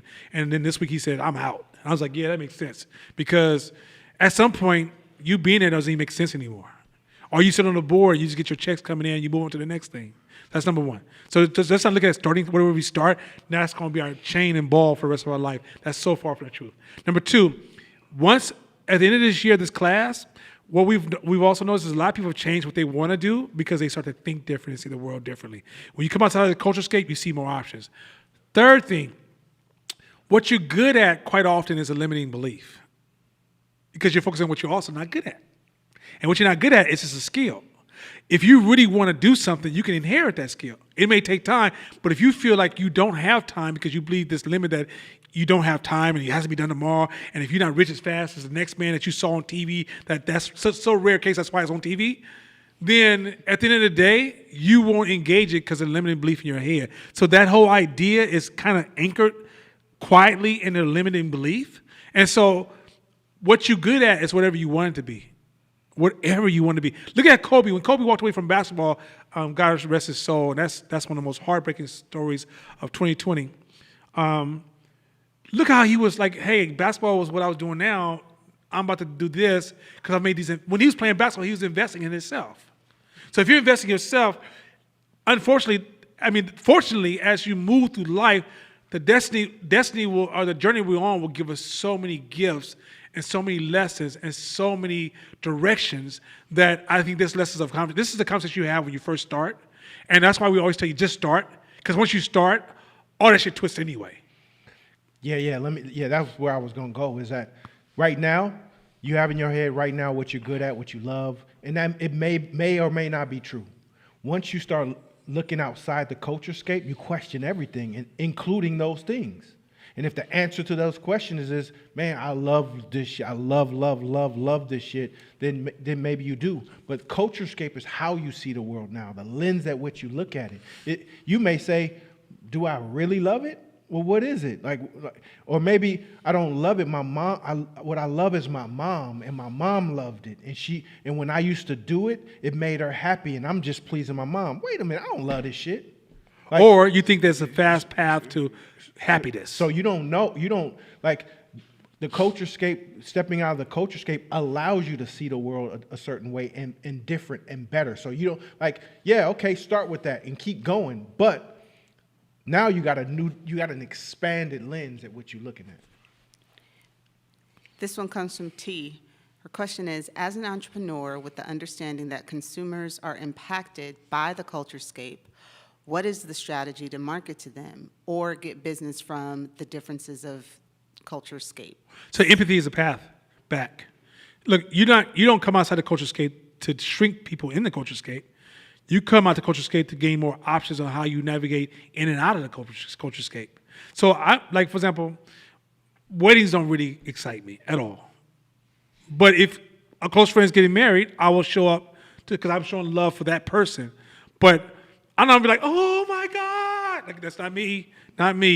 And if you got divorced a week later, I'd be like, well, you made a bad choice. All right, you'll be cool, you good, bro? Right? I mean, because Let's go to the strip club. Right. Let's go to the strip club. Hey man, don't be telling about my business. Anyway, but yeah, that's true though. Yeah, But what is this? Is that not in the Bay Area? We got to go to Atlanta. That's when we get down. Yeah. But point is this, and so my point I'm arguing is this: is that hey, keep it real, 100. So the point is this, and so, but what I'm arguing is that when I'm engaging people, when you spend time becoming obsessed with your customers and falling in love with people. Remember, I just told you right before you asked that question, go back to the church.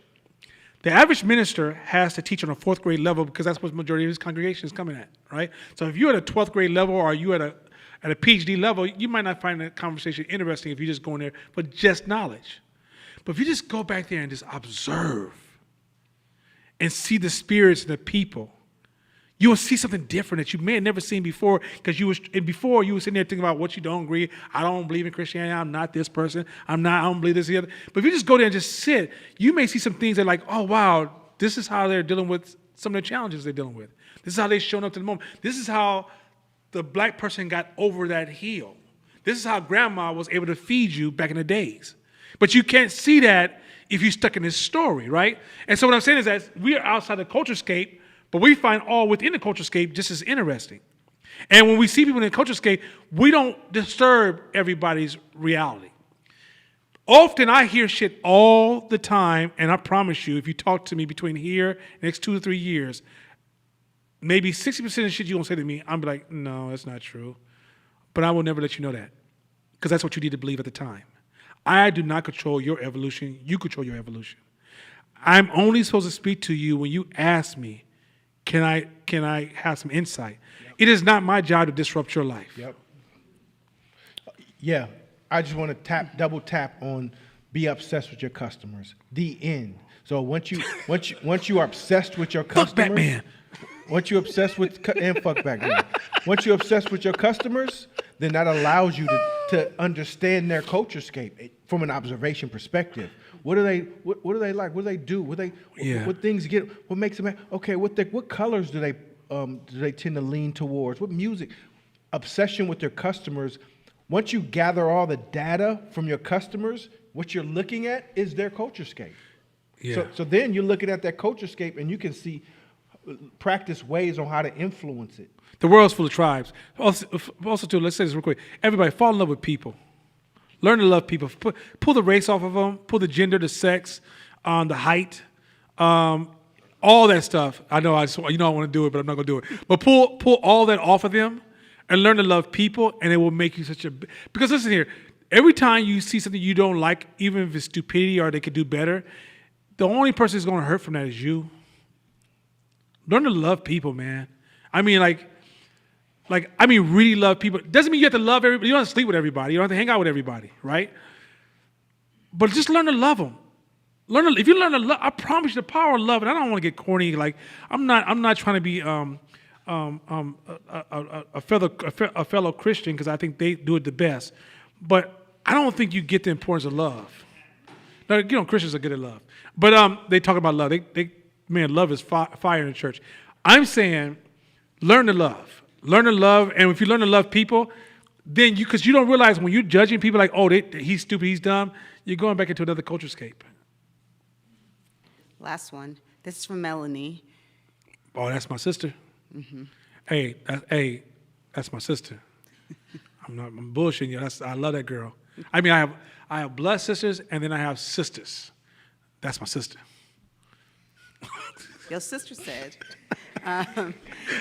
it's shut up, Tone. Is practicing process similar to introspection? Is what? Is practicing process similar to introspection? No, introspection is a tool of the process. Process, okay, so practice, process, and practice, process, and introspection are all three different things. Process is the understanding of the journey, right? The walk of faith. Practice is the everyday steps on the journey. Introspection is stopping to read your map to make sure you're going in the right direction. That's a long-ass walk if you get the road. That's too much damn walking. My feet hurt, right? And so in order to manage your resources and maximize the outcome and also find shortcuts, right? The game is about shortcuts. It's just that when you try to shortcut the whole process, that's where we go wrong, right? By detaching ourselves from the outcome, it's self-empowering.